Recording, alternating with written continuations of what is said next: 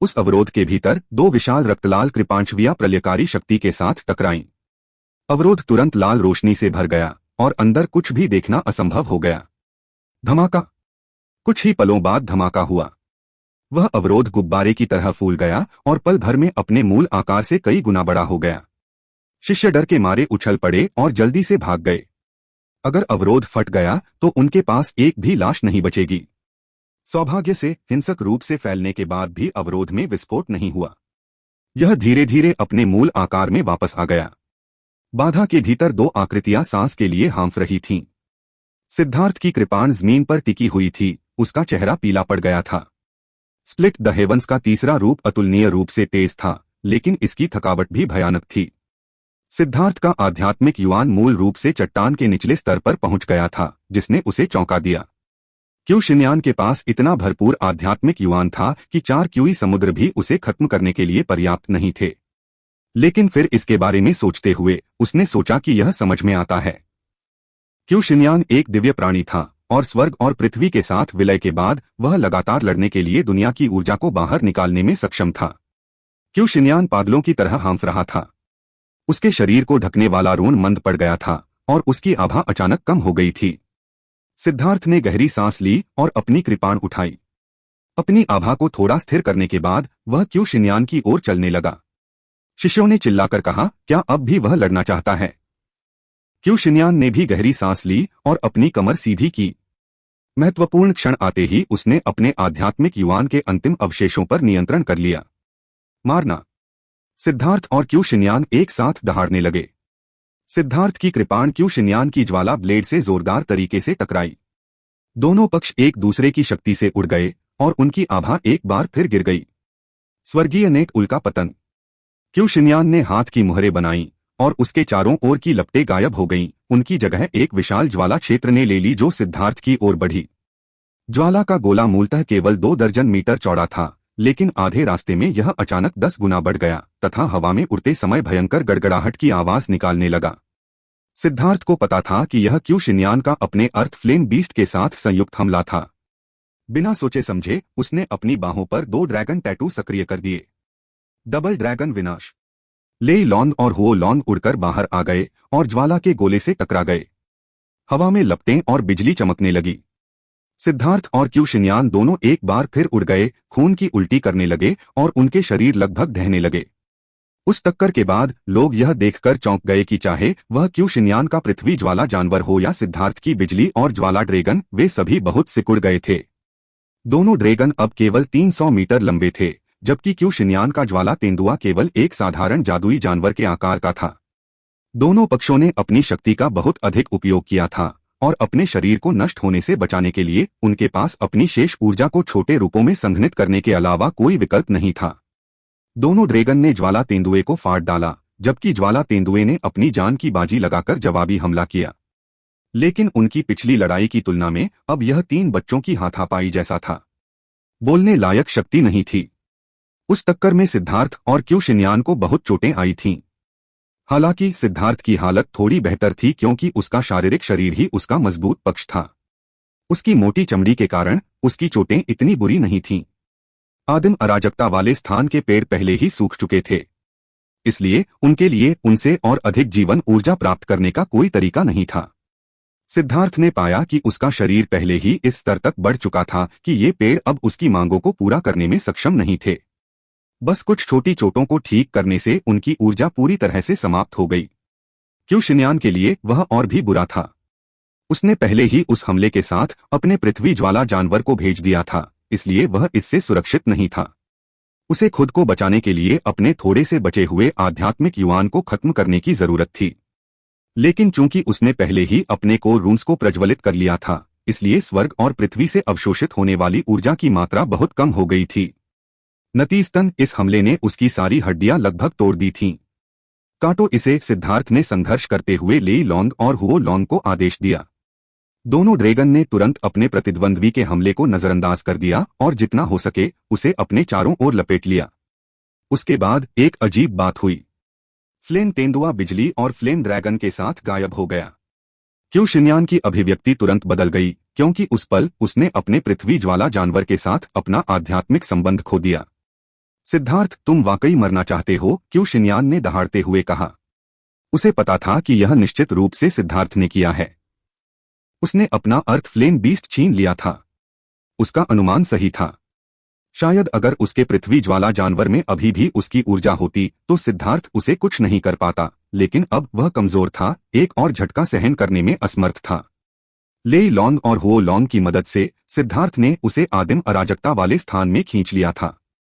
जैसे ही ज्वाला तेंदुआ आदिम अराजकता वाले स्थान में प्रवेश करता है, उसे कुछ महसूस होता है और वह गतिहीन हो जाता है, हिलने की हिम्मत नहीं करता। वो लोंग उसे निगलने में संकोच नहीं करता, लेकिन उसे सिद्धार्थ ने रोक दिया। उसने लेई लोंग और हुओ लोंग को इस पर नजर रखने को कहा। अभी इसे संभालने का समय नहीं था, क्योंकि उसके पास करने के लिए और भी जरूरी काम थे। ब्लडरिंकर को पकड़े हुए सिद्धार्थ धीरे धीरे क्यू शिनयान की ओर चला गया। हालांकि उसके बाल अस्तव्यस्त थे, उसके कपड़े फटे हुए थे और उसके पूरे शरीर पर खून लगा हुआ था, लेकिन वह लापरवाह नहीं लग रहा था। इसके बजाय वह एक जंगली दबंग हवा के साथ साथ एक बेकाबू भव्यता से भरा हुआ लग रहा था। सिद्धार्थ को क्यू शिनयान की ओर जाते देख सभी के दिल धड़क उठे। उस जंगली और दबंग व्यक्ति को देखकर, साथ ही उसके कंधे पर टिकी रक्तलाल तलवार को देखकर ऐसा लग रहा था जैसे वे मृत्यु के देवता को आगे बढ़ते हुए देख रहे हों। क्या वह सचमुच उसे मार डालेगा? यही सवाल लोगों के मन में गूंज रहा था। मौजूदा स्थिति को देखते हुए सिद्धार्थ ने इसका पूरा फायदा उठाया था। वे सभी क्वे शिनयान के क्रोधित भाव में डर का एक निशान देख सकते थे। हालांकि उसका चेहरा राक्षस की तरह मुड़ा हुआ था, लेकिन लोगों को ऐसा लग रहा था कि वह अपने अंदर के डर को छुपाने की कोशिश कर रहा था। जब सिद्धार्थ क्वे शिनयान के पास पहुंचा तो उसने बिना कुछ कहे अपनी तलवार नीचे गिरा दी। क्यू शिनयान ने अपनी आखिरी ऊर्जा का इस्तेमाल ज्वाला ढाल बनाने में किया। जब उस पर प्रहार किया गया तो उसकी ढाल फट गई और वह बुरी तरह से पीछे की ओर गिर पड़ा, खून की उल्टी करने लगा। सिद्धार्थ की हालत भी उतनी अच्छी नहीं थी। इस हमले के कारण ब्लडरिंकर उसकी पकड़ से बाहर निकल गया। वह टकराया और जमीन पर गिर गया। इस बीच उसके शरीर पर लगे घाव एक बार फिर से खुल गए। वे घाव पिछली मुठभेड़ के थे। वह अब उन्हें बलपूर्वक दबा नहीं पा रहा था और उनसे बहुत अधिक खून बहने लगा। सिद्धार्थ ने ब्लडरिंकर को अपने बाएं हाथ से उठाया और अपने कंधे पर टिका लिया। उसका दाहिना हाथ अब सुन्न हो गया था और वह उसे उठा नहीं पा रहा था। पिछली बार की तरह ही सिद्धार्थ ने उसी लय के साथ क्यू शिनयान की ओर चलना शुरू किया। उसके कदमों की आवाज मौत के संकेत की तरह थी। क्यू शिनयान रेंगकर ऊपर आया और तुरंत ही मुंह में खून की उल्टी कर दी। वह कागज की तरह पीला पड़ गया था। अपने सार रक्त और कोर ऊर्जा का बहुत ज्यादा हिस्सा जला देने के बाद वह अब एक भयानक स्थिति में था। उसके शरीर में थोड़ी सी भी ऊर्जा नहीं बची थी। लांग चेन को बिना कुछ कहे अपनी ओर आते देख क्यू शिनयान को लगा कि लांग चेन एक भावनाहीन मृत्यु देवता है जो उसके जीवन का फल भोगने आया है। सिद्धार्थ, मुझे विश्वास नहीं होता कि तुम मुझे मारने की हिम्मत करोगे। अगर तुम्हारी हिम्मत है। क्यू शिनयान के शब्दों को सिद्धार्थ की आगे बढ़ती तलवार ने काट दिया। तलवार क्यू शिनयान की गर्दन पर निशाना साध रही थी, लेकिन थकी हुई अवस्था में सिद्धार्थ अपने तय रास्ते से भटक गया, जबकि क्यू शिनयान भी सहज रूप से चकमा दे गया। नतीजतन उसकी तलवार क्यू शिनयान की छाती पर लगी। अगर यह सामान्य समय होता तो सिद्धार्थ की कृपाण क्यू शिनयान को टुकड़े टुकड़े कर सकती थी, लेकिन अब उसके हमले में कोई ताकत नहीं थी, केवल एक गहरा घाव रह गया था। सिद्धार्थ का शरीर थोड़ा लड़खड़ाया क्योंकि उसे थकावट की लहर महसूस हुई। उसने गहरी सांस ली और खुद को संभाला। एक बार फिर ब्लडरिंकर को अपने कंधे पर टिकाकर वह क्यू शिनयान की ओर आगे बढ़ा। लेकिन देखने वाले सभी लोग देख सकते थे कि सिद्धार्थ कुछ समय पहले ही अपनी सीमा तक पहुंच चुका था। इस समय उसकी तलवार लगातार उसकी मुट्ठी में कांप रही थी। हालांकि सिद्धार्थ की अभिव्यक्ति अभी भी शांत थी। किसी ने भी क्यू शिनयान को मारने के सिद्धार्थ के संकल्प पर सवाल नहीं उठाया। सिद्धार्थ, अगर तुमने मुझे मार दिया तो तुम्हारा अंत अच्छा नहीं होगा। तुम्हें निकाल दिया जाएगा। क्यू शिनयान को आखिरकार डर लगा। अब उसे समझ में आ गया था कि सिद्धार्थ के शुरुआती शब्द उसके खुद से की गई कसम थे। सिद्धार्थ का लक्ष्य उसे अपमानित करना या उसे आत्मसमर्पण करने के लिए मजबूर करना नहीं था। उसका उद्देश्य सिर्फ उसे मारना था। मुझे पता है। सिद्धार्थ की उदासीन आवाज इतनी शांत थी कि वह डरावनी थी। तो फिर तुम मुझे क्यों मारना चाहते हो? क्यू शिनयान दहाड़ा। जो लोग मारे गए उन्हें स्पष्टीकरण देने के लिए सिद्धार्थ ने कहा। वे तुम्हारे रिश्तेदार या दोस्त नहीं थे। तुम्हें ऐसा क्यों करना पड़ा? क्यू शिनयान ने दहाड़ते हुए कहा। क्योंकि उन्होंने एक बार मुझ पर अपनी जान की बाजी लगा दी थी, सिद्धार्थ ने कहा। ड्रैगन ब्लड योद्धाओं के बगल में बैठे शिष्य अब कोई आवाज नहीं निकाल पा रहे थे। उन्होंने कभी नहीं सोचा था कि वे किसी ऐसे व्यक्ति से मिलेंगे जो अपने मुख्य शिष्य की जगह को छोड़ देगा और यहाँ तक कि अपने कुछ गिरे हुए भाइयों का बदला लेने के लिए अपनी जान भी दे देगा, सिर्फ इस एक पल के भरोसे के कारण। उन्हें लगा कि भले ही उन्हें तुरंत मरना पड़े, लेकिन अब उनका जीवन सार्थक हो गया है। इस समय उन्हें असली कारण समझ में आया कि ड्रैगन ब्लड योद्धा उसे बॉस क्यों कहते थे। ऐसा इसलिए था क्योंकि सिद्धार्थ वास्तव में उन सभी लोगों को भाई मानता था जो उसका अनुसरण करते थे। एक गर्म खून वाले पुरुषों के लिए रोना एक कमजोर प्रदर्शन था, और फिर भी ये प्रदर्शन खुद को रोक नहीं पाए, और इसके लिए कोई भी उन पर हंसा नहीं। कमीने, तुम सिर्फ इस वजह से अपना भविष्य बर्बाद करने जा रहे हो। अगर तुम मुझे अपमानित करना चाहते थे, अगर तुम अपना नाम स्थापित करना चाहते थे, तो तुम पहले ही कर चुके हो। तुम क्या चाहते हो? क्यू शिनयान चिल्लाया। तुम्हें मारने के लिए, सिद्धार्थ ने कहा। जैसे जैसे वह करीब आया, उसने धीरे से ब्लड ड्रिंकर को उठाया।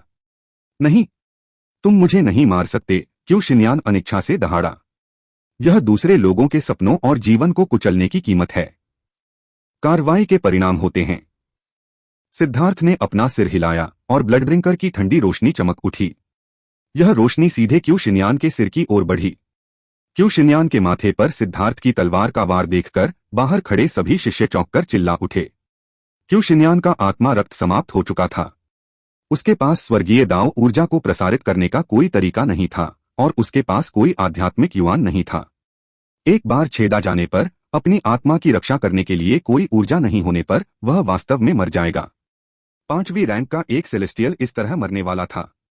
किसी ने भी उम्मीद नहीं की थी कि चीजें इस हद तक विकसित हो जाएंगी। हॉल मास्टर पहले से ही शतरंज की बिसात पर कब्जा जमाए हुए था। वह कुछ करने ही वाला था कि तभी जुआन मास्टर की आवाज उसके दिमाग में गूंजी। कोई जरूरत नहीं है। ठीक इसी समय सिद्धार्थ की तलवार क्वे शिनयान के सिर पर पहुंची। उसकी तीखी नोक आसानी से क्वे शिनयान की त्वचा को छेदती हुई आगे बढ़ गई।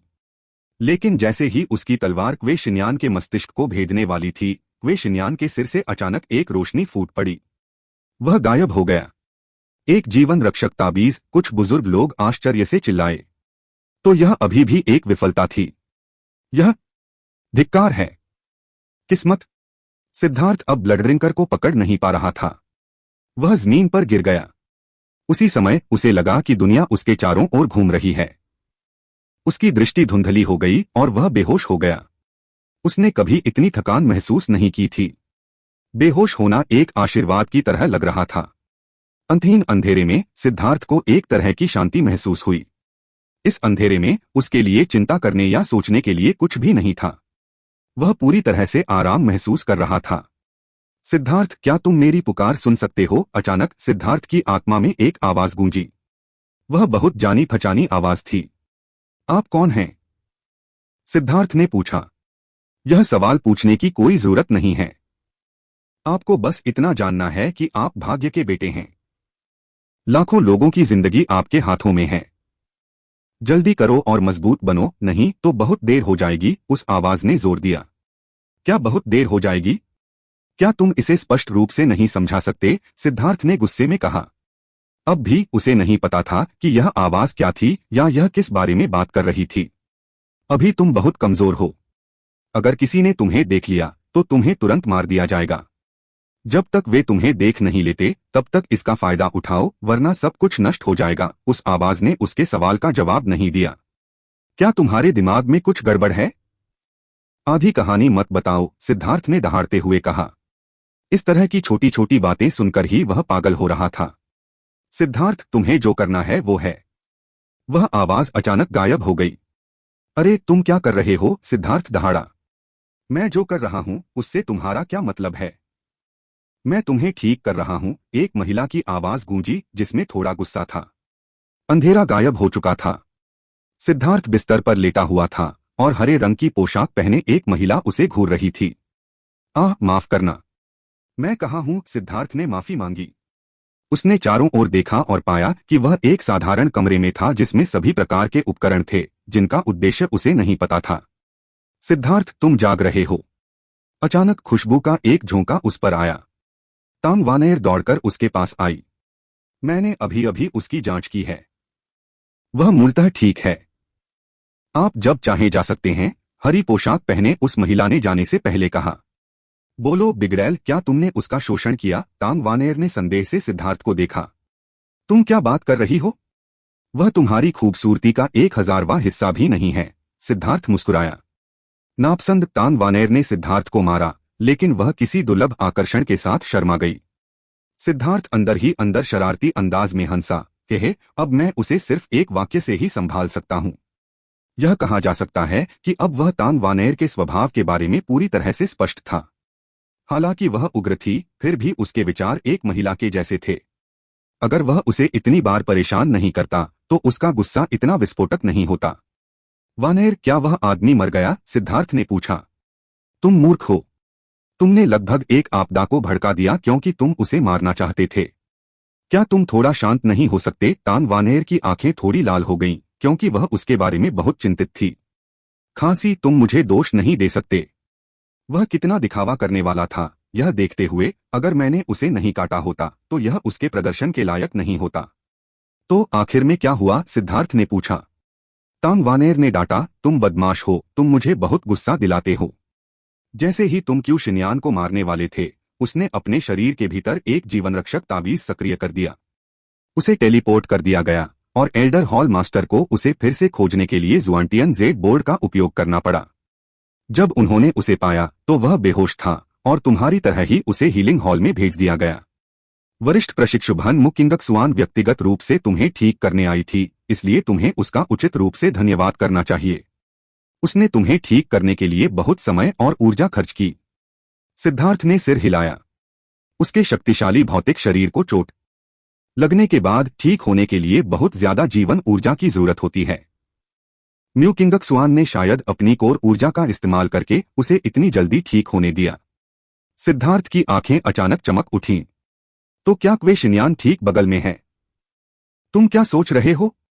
बेहतर होगा कि तुम मेरे लिए ज्यादा अच्छे से पेश आओ, तांग वानर ने चेतावनी दी। क्या मैं उस तरह का व्यक्ति हूं? मैं बस यह देखना चाहता हूं कि वह ठीक है या नहीं, सिद्धार्थ ने कहा। तुम्हारी बात पर कौन विश्वास करेगा? मैं तुम्हें बता दूं, इस मामले को जुआन मास्टर ने व्यक्तिगत रूप से दबा दिया था, इसलिए तुम इसे फिर से भड़काने की हिम्मत मत करना। क्या जुआन मास्टर भी परेशान थे? बेशक। आपने संप्रदाय के नियमों की अनदेखी की और एक साथी शिष्य को मारने की कोशिश की। कानून प्रवर्तन हॉल मास्टर ने घोषणा की कि उन्हें अन्य शिष्यों के लिए एक उदाहरण के रूप में यातना उपकरणों का उपयोग करके आपको कड़ी सजा देनी थी। लेकिन बुजुर्गों के एक हिस्से ने कहा कि भले ही आप नियमों के खिलाफ गए हों, लेकिन आप अंत में सफल नहीं हुए और यह कोई गंभीर अपराध नहीं था, इसलिए इसे क्षमा किया जाना चाहिए। खैर, मुख्य बात यह थी कि वे बुजुर्ग आप जैसे प्रतिभाशाली व्यक्ति के प्रति उदार होना चाहते थे। कानून प्रवर्तन हॉल तुरंत प्रतिकूल हो गया और कहा कि आपको उन्हें सौंप दिया जाना चाहिए, क्योंकि यह मामला उनकी जिम्मेदारी थी और अन्य लोग इसमें हस्तक्षेप नहीं कर सकते थे। जुआन मास्टर को व्यक्तिगत रूप से आपके मुख्य शिष्य पद को रद्द करने और आपको एक आंतरिक संप्रदाय के शिष्य के रूप में डाउनग्रेड करने के आदेश भेजने पड़े ताकि वे अपना मुंह बंद कर सकें, तांग वानेर ने कहा। वह कानून प्रवर्तन हॉल मास्टर सिर्फ एक बेवकूफ है, सिद्धार्थ ने क्रूरता से कोसा।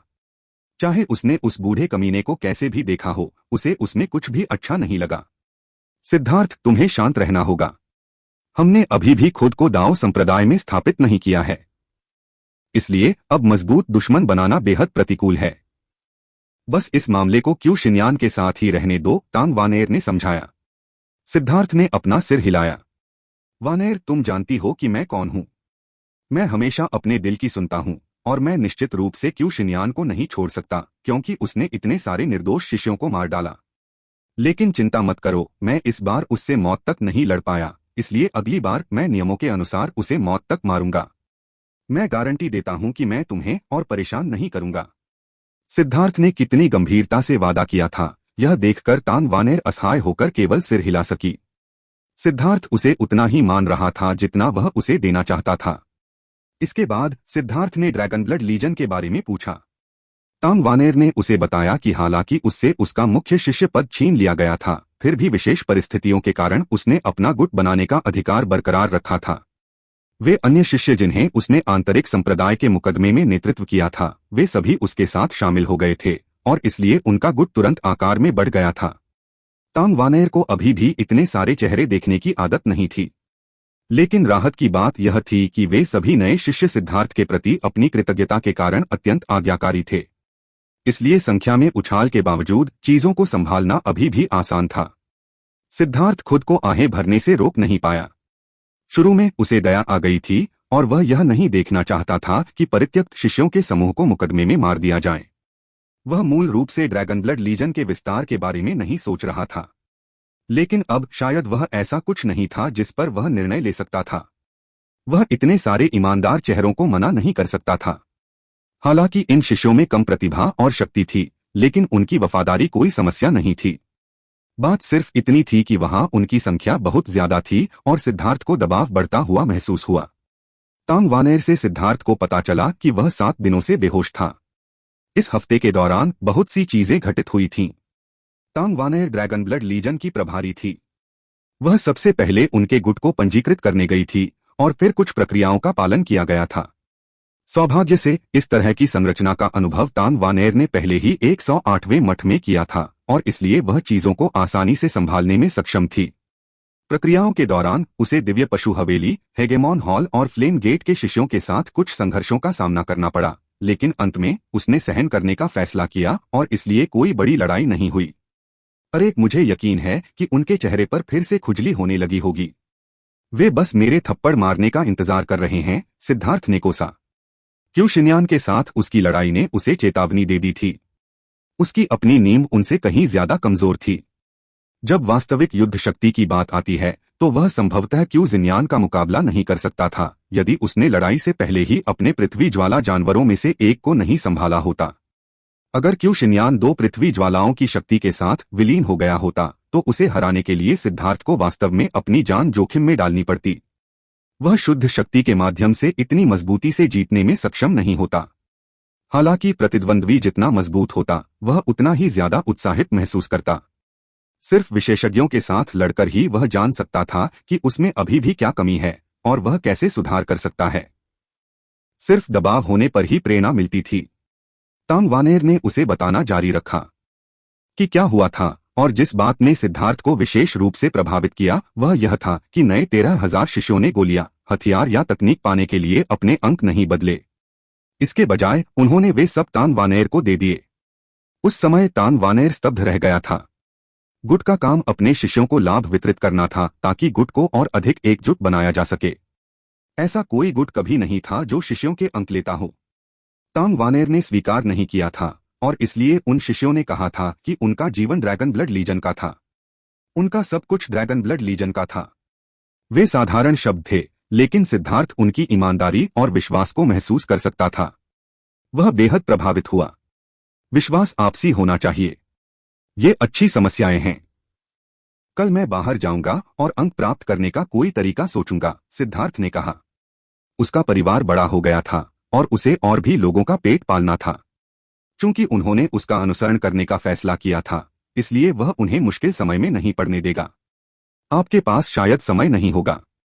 आपने कई दिनों तक बुनियादी पाठ्यक्रम छोड़ दिया है, इसलिए आपको कल कक्षा में जाना होगा, टांग वानेर ने कहा। क्या? सिद्धार्थ को अपने कानों पर विश्वास नहीं हुआ। जुआनतियान दाओ संप्रदाय की एक कक्षा में एक सख्त दिखने वाला बुजुर्ग व्यक्ति अपने हाथ में पकड़ी हुई पुस्तक को जोर जोर से पढ़ रहा था। हजारों की संख्या में शिष्यगण बुजुर्ग के सामने बैठे थे और सभी गंभीर भाव से उनकी बातें गंभीरता से सुन रहे थे। पिछले कुछ दिनों में, चाहे वे आंतरिक संप्रदाय के शिष्य हों या बाहरी संप्रदाय के शिष्य, वे सभी कक्षा में जा रहे थे। जुआनतियन दाओ संप्रदाय की परंपराओं के अनुसार सभी शिष्यों ने 100 से अधिक शिक्षकों के साथ बारी बारी से व्याख्यान दिए थे। वे व्याख्यान अत्यंत विविधतापूर्ण थे और उनमें युद्ध रणनीति, संरचना, फोर्जिंग कला, ऋण, कीमिया, भविष्य कथन, उपचार आदि के बारे में जानकारी थी।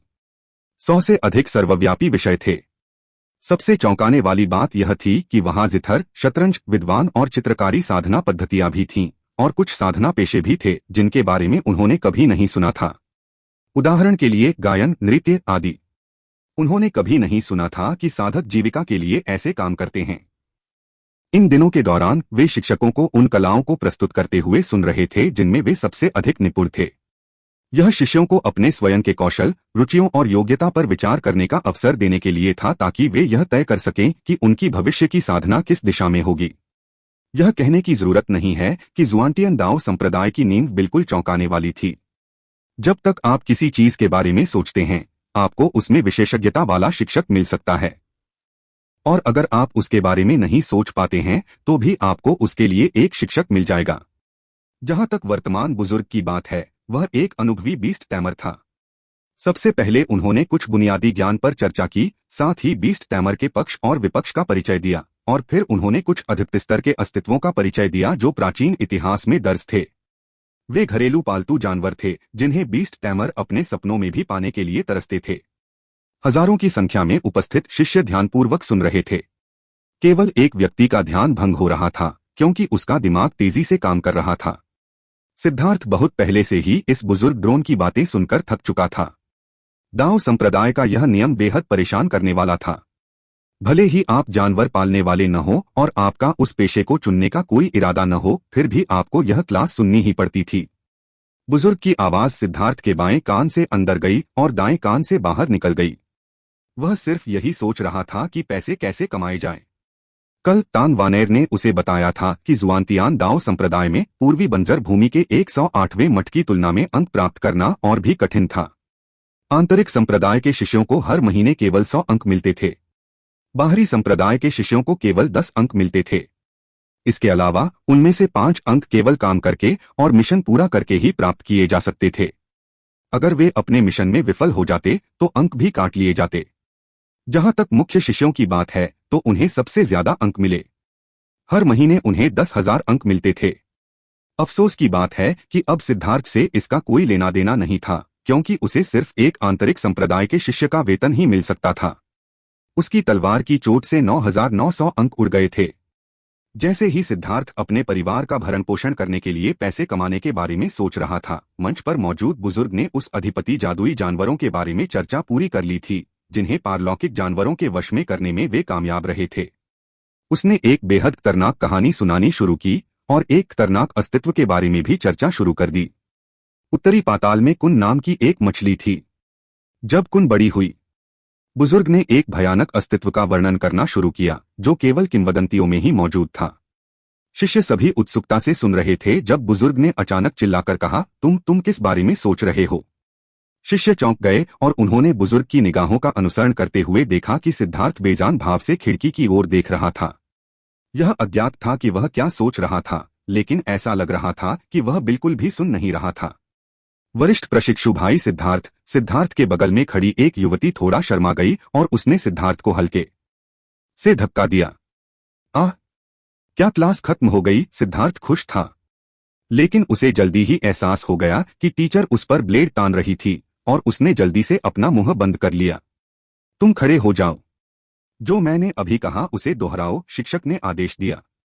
सिद्धार्थ असहाय होकर खड़ा हो गया, अंदर ही अंदर बड़बड़ाता हुआ। अपना चेहरा मोटा करते हुए उसने कहा, उत्तरी अंडरवर्ल्ड में कुन के नाम से जानी जाने वाली एक मछली थी। जब कुन बड़ा हुआ। सिद्धार्थ ने सुना ही नहीं था, इसलिए उसे नहीं पता था कि उसने इसके बाद क्या कहा। सबको अपनी ओर देखते हुए देखकर उसने अपने दांत भींचे और कहा, जब कुन बड़ा हुआ। खैर, इससे कोई फर्क नहीं पड़ता, क्योंकि अगर यह बर्तन के लिए बहुत बड़ा हो गया तो भी इसे एक स्पिट पर ग्रिल किया जा सकता है। एक मुट्ठी काली मिर्च, एक मुट्ठी तिल, इसे तब तक पकाएं जब तक कि छिलका फट न जाए। आप एक निवाला लें, मैं एक निवाला लूं, हम अपने कप उठा सकते हैं और सूरज उगने तक खा सकते हैं। सिद्धार्थ की बात खत्म होते ही क्लासरूम में सन्नाटा छा गया। टीचर के सिर पर हरी नसें उभर आई थीं। सिद्धार्थ की ओर इशारा करते हुए उनकी उंगली भी कांपने लगी। चले जाओ।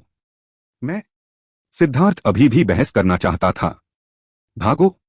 अब उसकी आवाज दहाड़ बन गई थी और सिद्धार्थ असहाय होकर लोगों की नजरों से ओझल हो गया। अरे, कड़वाहट के सागर से बचना वाकई बहुत आसान है।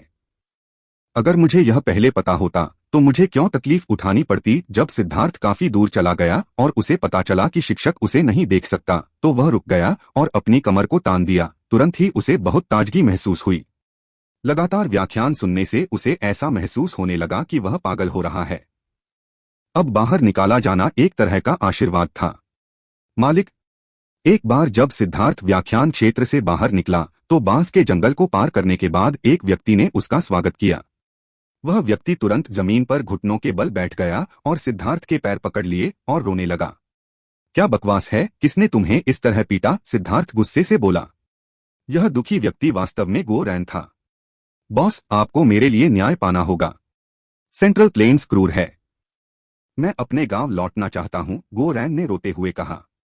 क्या वह बेवकूफ क्यों शिन्यान था? मुझे ले आओ, मैं उस कमीने को मार डालूंगा, सिद्धार्थ गुस्से से बोला। वह किसी भी तरह से इस तरह की खुली बदमाशी बर्दाश्त नहीं कर सकता था। नहीं, मुझे महिलाओं के एक समूह ने पीटा था, गो रैन चिल्लाया। महिलाएं? तुमने हुआ शिव को नाराज कर दिया, सिद्धार्थ चौंक गया। उस महिला के साथ वाकई खिलवाड़ नहीं किया जा सकता था। वह 5 महान स्वर्गीय प्रतिभाओं में सबसे भयानक अस्तित्व थी। नहीं, गो रैन ने एक बार फिर अपना सिर हिलाया। तो फिर कौन? सिद्धार्थ ने अचानक गो रैन को घूरते हुए कहा। बेटे, मुझे मत बताना कि तुम्हें सिर्फ इसलिए पीटा गया क्योंकि तुमने उनके साथ कुछ छूट लेने की कोशिश की थी। बॉस, मैं उस तरह का व्यक्ति नहीं हूं, गो रैन ने दुखी होकर कहा। ठीक है, तो यहां इतनी शर्मिंदगी मत करो। खड़े हो जाओ और मुझे बताओ कि क्या हुआ। अगर किसी ने तुम्हें धमकाया है तो तुम्हारा बॉस निश्चित रूप से तुमसे बदला लेगा। सिद्धार्थ ने गो रैन को ऊपर खींच लिया। उसकी वर्तमान स्थिति बहुत खराब थी। गो रैन ने रोते हुए कहा, 3 लोगों की लहरें थीं जिन्होंने मुझे हराया। यह तो हद हो गई। अभी तो दोपहर भी नहीं हुई है और तुम पहले ही 3 बार पिट चुके हो। सिद्धार्थ क्रोधित हो गया। बिल्कुल बिल्कुल, यह पूरी तरह से हद पार कर गया है। अगर वे महिलाएं नहीं होती तो मैं निश्चित रूप से उन पर हमला कर देता, गो रैन ने भी गुस्से से कहा। सिद्धार्थ शुरू में तो बहुत गुस्सा था, लेकिन अब जब उसने गो रैन की बात सुनी तो उसे लगा कि कुछ गड़बड़ है। यह मामला उतना आसान नहीं था जितना उसने सोचा था। आखिर हुआ क्या था? शुरू से शुरू करो, सिद्धार्थ ने कहा। यह हुआ, आज सुबह मेरी क्लास नहीं थी, इसलिए मैं बस पब्लिक प्लाजा में टहल रहा था। तभी मैंने एक तेजतर्रार बंदर को अपनी भविष्यवाणी के कौशल से एक युवती को बहलाते हुए देखा। उसने कहा कि अगर वह उसे 1 अंक देगी तो वह उसे एक भाग्यशाली विवाह ताबीज देगा जिससे उसे 1 महीने के भीतर निश्चित रूप से एक साथी मिल जाएगा जो उसे पसंद आएगा। क्या तुम्हें नहीं लगता कि यह सब बकवास है? किस ताबीज का ऐसा असर होता है? इसके अलावा एक बाहरी संप्रदाय का शिष्य जो अभी संप्रदाय में शामिल हुआ है, वह भविष्यवाणियों के बारे में कैसे जान सकता है? वह स्पष्ट रूप से उसे धोखा दे रहा था। मैं उसके लिए क्रोधित था और इतना धार्मिक होने के नाते मैं उसे धोखा देते हुए नहीं देख सकता था। इसलिए मैं उसे बेनकाब करने गया, गो रैन ने धार्मिक आक्रोश के साथ कहा। यह तो अजीब लगता है। तुम तो बाहरी संप्रदाय के शिष्य को भी नहीं हरा सकते, सिद्धार्थ ने पूछा। उसने मुझे नहीं पीटा, यह वह युवती थी जिसे मैंने बचाया था, गो रैन ने चिल्लाते हुए कहा। क्या? कितना अनुचित! तुम्हें उसे ठगे जाने देना चाहिए था, सिद्धार्थ ने अपना सिर हिलाया। बिल्कुल, मैंने उससे कहा, धोखे में मत पड़ो, वह तुम्हें धोखा दे रहा है। तुम्हारे जैसा बदसूरत व्यक्ति तुम्हें पसंद करने वाले दूसरे नहीं मिलेंगे। तुम्हारे लिए बेहतर होगा कि तुम अपनी बात पर कायम रहो और अपनी ताकत बढ़ाने पर काम करो। मैंने उसे सलाह देने की बहुत कोशिश की, लेकिन वह तुरंत ही दुश्मनी पर उतर आई और मुझे पीटने लगी। बॉस, मुझे बताओ, क्या तुम्हें नहीं लगता कि वह नासमझ है? गो रैन ने रोते हुए कहा। और फिर क्या? सिद्धार्थ की कोई राय नहीं थी। फिर मैं वहां से चला गया। मैं उसे पीटने नहीं जा रहा था क्योंकि ऐसा करना मर्दाना काम नहीं है। इसलिए मैंने अपने गुस्से को दबाया और शांति से ध्यान लगाने के लिए एक जगह ढूंढी। लेकिन तभी मैंने एक महिला को शोक में डूबे हुए नदी पार करते देखा। मैं बुरी तरह डर गया। वह नदी लोगों के आध्यात्मिक युवान को सोख लेती है और आप उसमें जादुई कला का उपयोग नहीं कर सकते, नहीं आप तैर सकते हैं। वह स्पष्ट रूप से आत्महत्या कर रही थी।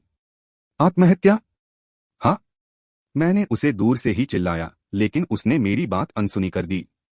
घबराहट में मैंने जल्दी से अपनी पैंट उतारी और नदी में पेशाब कर दिया। जब उसने यह देखा तो वह तुरंत किनारे की ओर भागी, गो रैन ने कहा।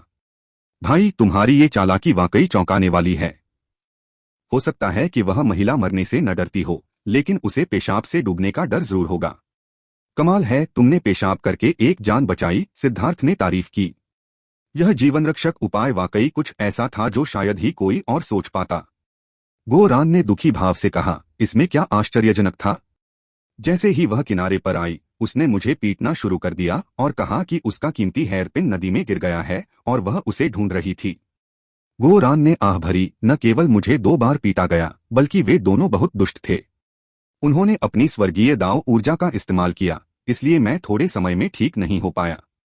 मेरी दयनीय स्थिति के साथ मेरे पास दूसरों का सामना करने का कोई तरीका नहीं था। इसलिए बाद में जब मैं रास्ते से बैठा था तो लाल वस्त्र पहने बड़ी बहनों का एक समूह गुजरा। वे इतनी खूबसूरत थीं कि मेरा दिल लगभग फट गया। यह देखकर कि मैं घायल हो गया था, उन्होंने मुझसे पूछा कि क्या हुआ, और जब मैंने समझाया तो उन्होंने मेरे अच्छे इरादों के लिए मेरी प्रशंसा की। इसके अलावा उन्होंने मुझे पहचान लिया और कहा कि मैं आंतरिक संप्रदाय में बहुत प्रसिद्ध था और उस समय एक वीर व्यक्ति था।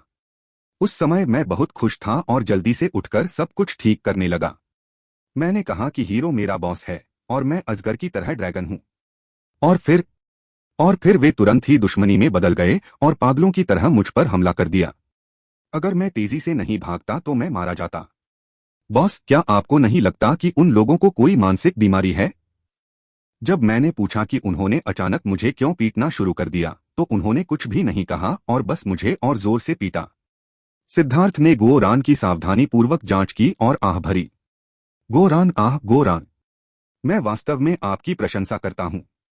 लाल लबादा पहनने वाली खूबसूरत महिलाओं का एक समूह। मेरा अनुमान है कि वे एक प्राचीन जाति से हैं।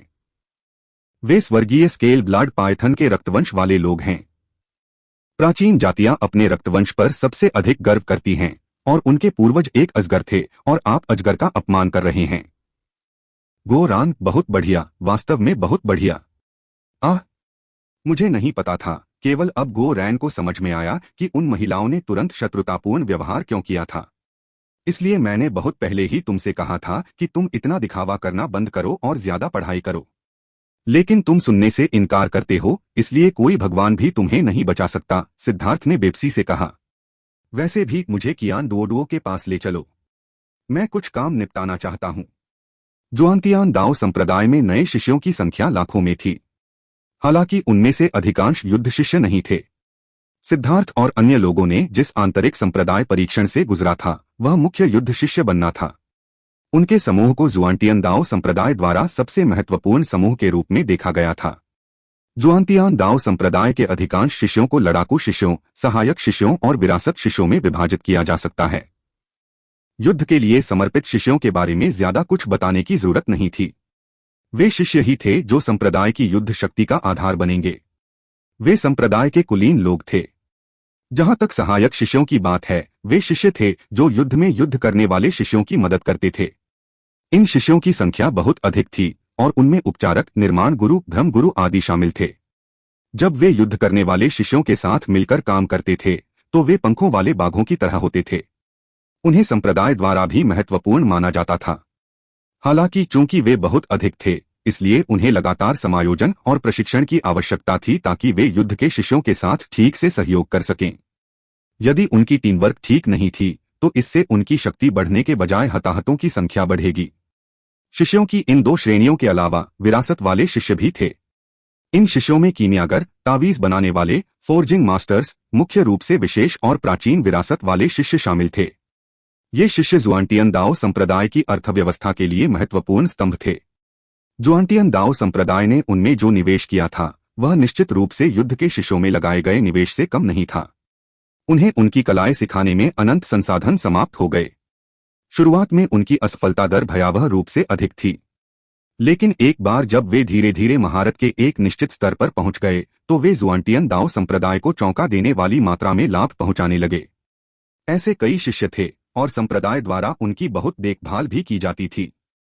हालांकि सहायक शिष्यों और विरासत शिष्यों को अपना अलग गुट बनाने की अनुमति नहीं थी। वे बस अपने शिक्षकों से सीखते थे और साधना करते थे। केवल युद्ध शिष्यों के पास ही अपने गुट बनाने और सदस्यों की भर्ती करने की योग्यता थी। भविष्य में जुआनटियन दाओ संप्रदाय व्यक्तिगत गुटों की उपलब्धियों और प्रदर्शनों के आधार पर पुरस्कार वितरित करेगा। सिद्धार्थ के गुट को बस ड्रैगन ब्लड लीजन कहा जाता था। उनका अपना निजी क्षेत्र था जो 300 मील का पहाड़ था।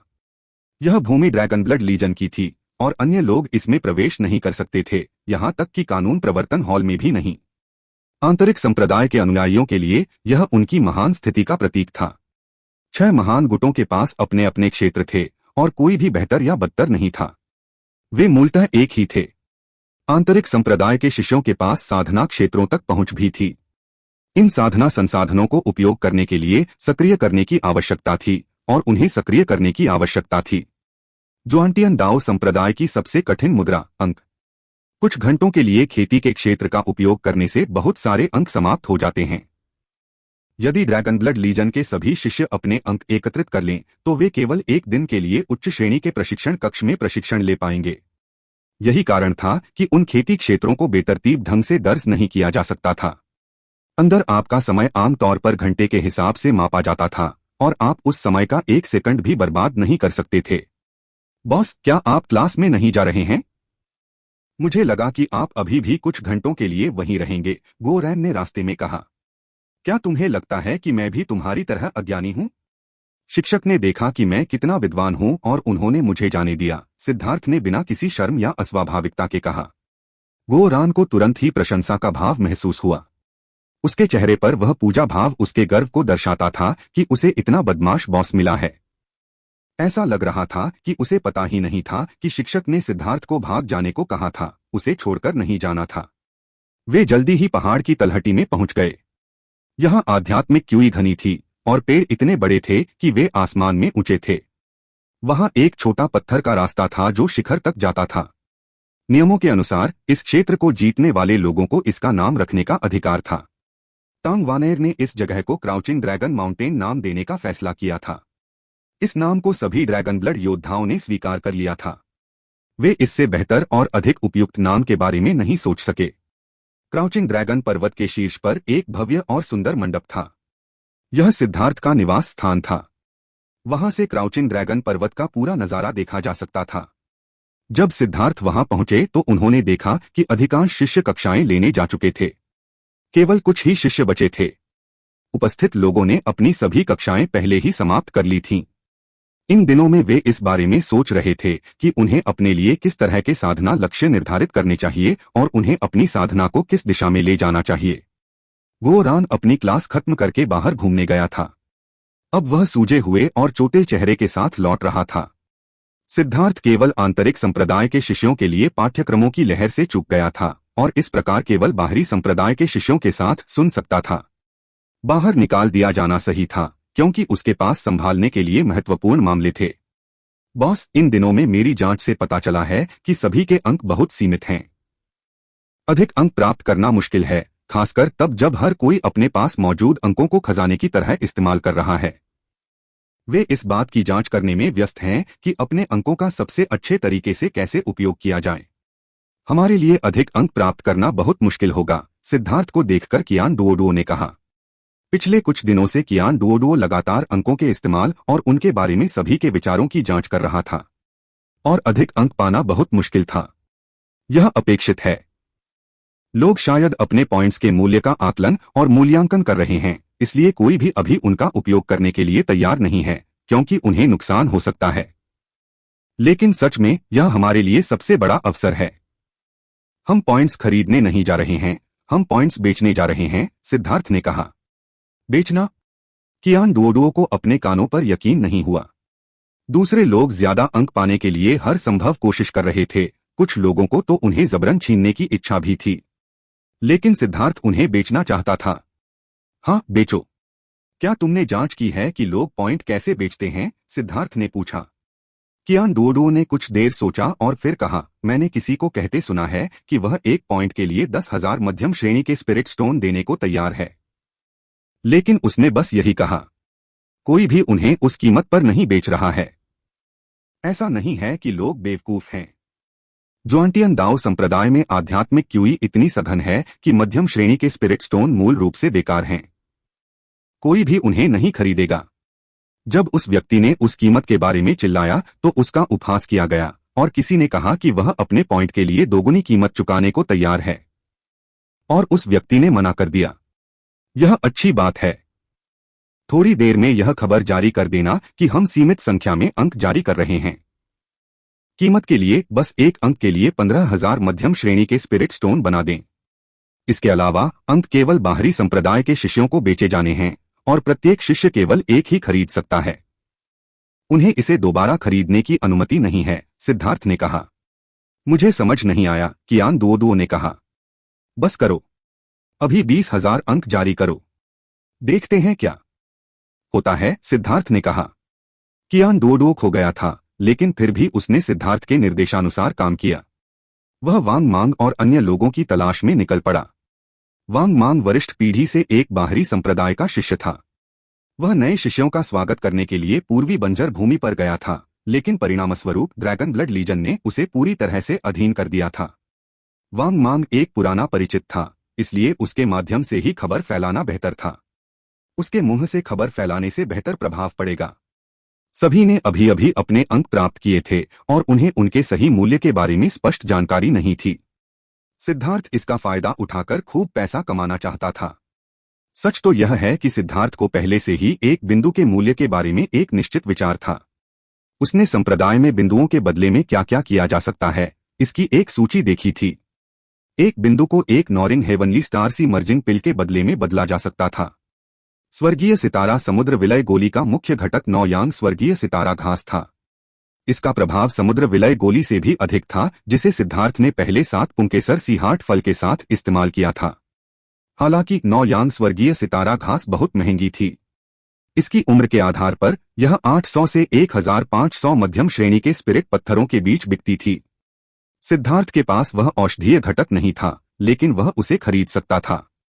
फिर उसके पास प्राइमल कैओस बीड के साथ इसकी असीमित आपूर्ति होगी। एक 9 यांग स्वर्गीय सितारा घास और 100 से अधिक पूरक सामग्री एक सफल शोधन के माध्यम से 3000 मध्यम श्रेणी के आत्मा पत्थरों में बदल जाएगी। हालांकि सफल शोधन की संभावना केवल 30% थी और इसलिए विनिर्माण लागत मूल रूप से 10,000 मध्यम श्रेणी के स्पिरिट पत्थरों से कम थी। इसमें कोई आश्चर्य की बात नहीं थी कि जो व्यक्ति कह रहा था कि वह 10,000 मध्यम श्रेणी के स्पिरिट स्टोन के बदले 1 पॉइंट खरीदेगा, वह शापित था। उसने सोचा होगा कि दूसरे लोग बेवकूफ हैं। गोली को 3 बार परिष्कृत करने के लिए निवेश अनिवार्य रूप से 10,000 मध्यम श्रेणी के स्पिरिट स्टोन थे और साधारण कीमियागर चाहे कितनी भी कोशिश कर लें, नॉरिंग वाली गोली को परिष्कृत करने में सक्षम नहीं होंगे। भले ही जुआंटियन दाओ संप्रदाय के शीर्ष गुरु बाहर आ गए हों, नॉरिंग वाली गोली अभी भी उनके लिए बहुत उच्च स्तर का अस्तित्व होगी। यही कारण था कि सिद्धार्थ ने अनुमान लगाया कि 1 पॉइंट की कीमत लगभग 15 से 18,000 मध्यम श्रेणी के स्पिरिट स्टोन के बराबर होती है। जहां तक इस बात का सवाल है कि उसने पहले सीमित 20,000 पॉइंट बाजार में क्यों जारी किए, यह एक चारा था। सबसे पहले जो करना था वह था माहौल तैयार करना। फिर एक बार जब मछली आ जाती तो वह असली मारकाट मचा देता। उसे जुआंटियन दाओ संप्रदाय में आए हुए काफी समय हो चुका था। उनके समझौते के अनुसार झेंग वेनलोंग को अगले कुछ दिनों में उसे संदेश भेजना चाहिए, जब वह सेंट्रल प्लेन्स में खुद को स्थिर कर लेगा। उस समय उसके पास बहुत सारे मध्यम श्रेणी के स्पिरिट स्टोन होते थे जिनसे वह चीजें खरीद सकता था। इस तरह के काम करके वह बहुत ज्यादा मुनाफा कमाता था। इन शिष्यों के मध्यम श्रेणी के आत्मा पत्थर अब अनिवार्य रूप से कचरा बन गए थे, क्योंकि वे जुआंटियन दाओ संप्रदाय में आ गए थे। आत्मा पत्थर शिष्यों के लिए बेकार थे और लोगों द्वारा उन्हें फेंकने से जुआंटियन दाओ संप्रदाय को लाभ होने देने के बजाय उनका उपयोग सिद्धार्थ की मदद के लिए किया जा सकता था। सिद्धार्थ को बहुत दबाव महसूस हुआ। उसका परिवार बहुत बड़ा हो गया था।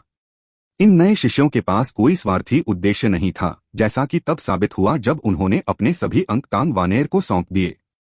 शायद केवल रक्त और आग से गुजरने के बाद ही लोग लालच से अंधे होने के बजाय साधना का सही अर्थ समझ सकते थे। मूल रूप से सिद्धार्थ नए लोगों को स्वीकार करने के बारे में नहीं सोच रहा था। वह सिर्फ ड्रैगन ब्लड लीजन के मूल सदस्यों का नेतृत्व करके दुनिया पर अपना दबदबा बनाना चाहता था, लेकिन अब उसकी योजनाएं बदलने के लिए मजबूर हो गई थीं। उस लड़ाई ने उसकी मूल सोच को पूरी तरह से बदल दिया था। इन शिष्यों में साधारण प्रतिभा थी, बिल्कुल मूल ड्रैगन ब्लड योद्धाओं की तरह। लेकिन सिद्धार्थ को यकीन था कि जब तक उसके पास पैसा है, वह उन्हें एक शक्तिशाली सेना में बदल सकता है और यह सेना पूरी तरह से उसके प्रति वफादार और समर्पित होगी।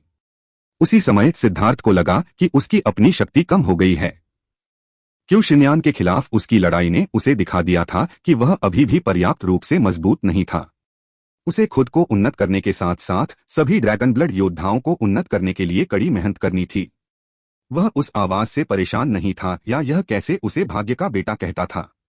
अगर चीजें ऐसी ही चलती रहीं तो उसे कुत्ते की तरह कुचल दिया जाएगा, इसलिए पहले चीजें पहले। मैकवे शिन्यान के अर्थ फ्लेम बीस्ट के बारे में लगभग भूल ही गया था। चलो देखते हैं कि क्या मैं इसे वश में कर सकता हूं और इससे मेरे लिए गोलियां परिष्कृत करवा सकता हूं। सिद्धार्थ की आंखें अचानक चमक उठीं। वह स्वर्गीय सितारा समुद्र विलय गोली को परिष्कृत कर सकता था, लेकिन उसके पास समय नहीं था। अगर वह एक और पृथ्वी ज्वाला को वश में कर सकता और वो लॉन के साथ मिलकर गोलियों को परिष्कृत कर सकता तो क्या यह आश्चर्यजनक नहीं होगा। यह सोचते ही सिद्धार्थ को उत्सुकता और खुशी का एहसास हुआ। उसने जल्दी से आदिम अराजकता वाले स्थान के अंदर देखा, लेकिन जब उसने अंदर की स्थिति देखी तो वह अचंभित रह गया। पृथ्वी ज्वाला कहाँ है? सिद्धार्थ ने आदिम अराजकता वाले स्थान में केवल लेई लॉन्ग और हो लॉन्ग को देखा। ज्वाला तेंदुआ कहीं नजर नहीं आया। वो लांग ने दहाड़ लगाई और 1 फुट लंबा फ्लेम ड्रैगन उड़कर आया और लांग चेन की बाह के चारों ओर लिपट गया। वह उसके शरीर से ऐसे रगड़ रहा था जैसे कोई बच्चा चूस रहा हो। तुमने इसे खा लिया? वो लॉन्ग की दोषी हरकतों को देखकर सिद्धार्थ अवाक रह गया। उसे अचानक लगा कि उसने कोई मूर्खतापूर्ण काम कर दिया है। अगर आप किसी मछली पर बिल्ली की निगरानी रखते तो परिणाम किसी को भी स्पष्ट दिखाई देते।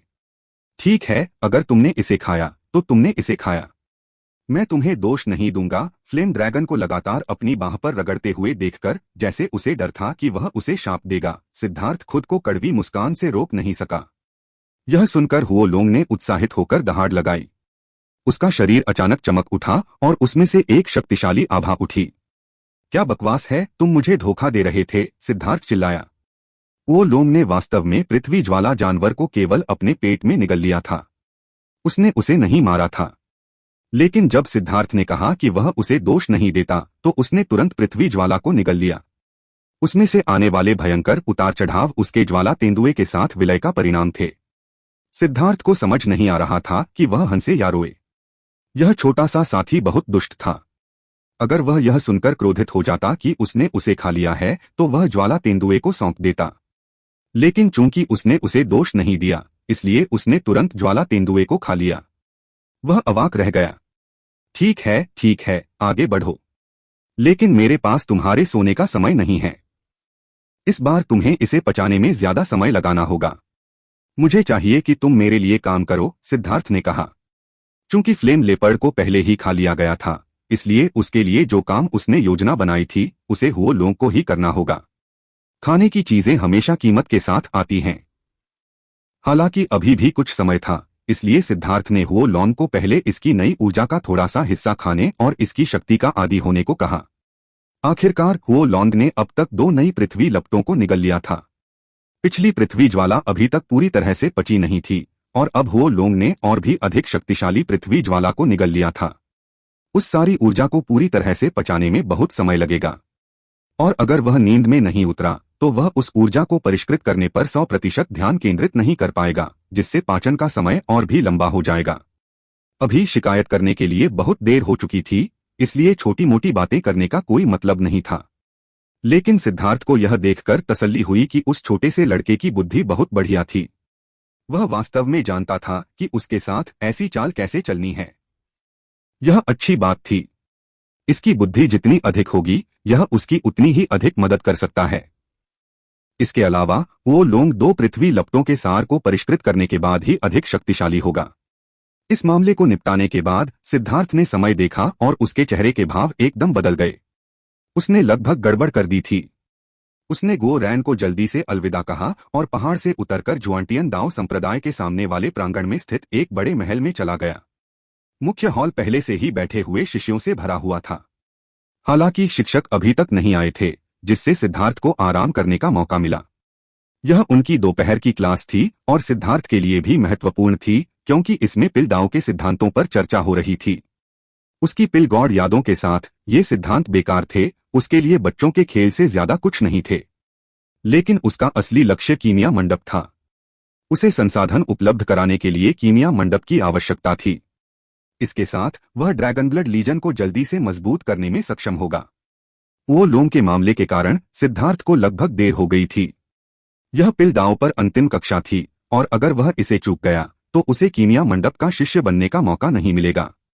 जुआनतियान दाओ संप्रदाय के भीतर आंतरिक संप्रदाय के शिष्यों को बहुत अधिक अधिकार प्राप्त थे और वे स्वतंत्रतापूर्वक उन व्यवसायों में शामिल हो सकते थे जिनमें उन्हें आनंद आता था या जिनमें वे कुशल थे, तथा कुछ अतिरिक्त कार्य भी कर सकते थे। वरिष्ठ प्रशिक्षु भाई सिद्धार्थ, यहाँ आओ।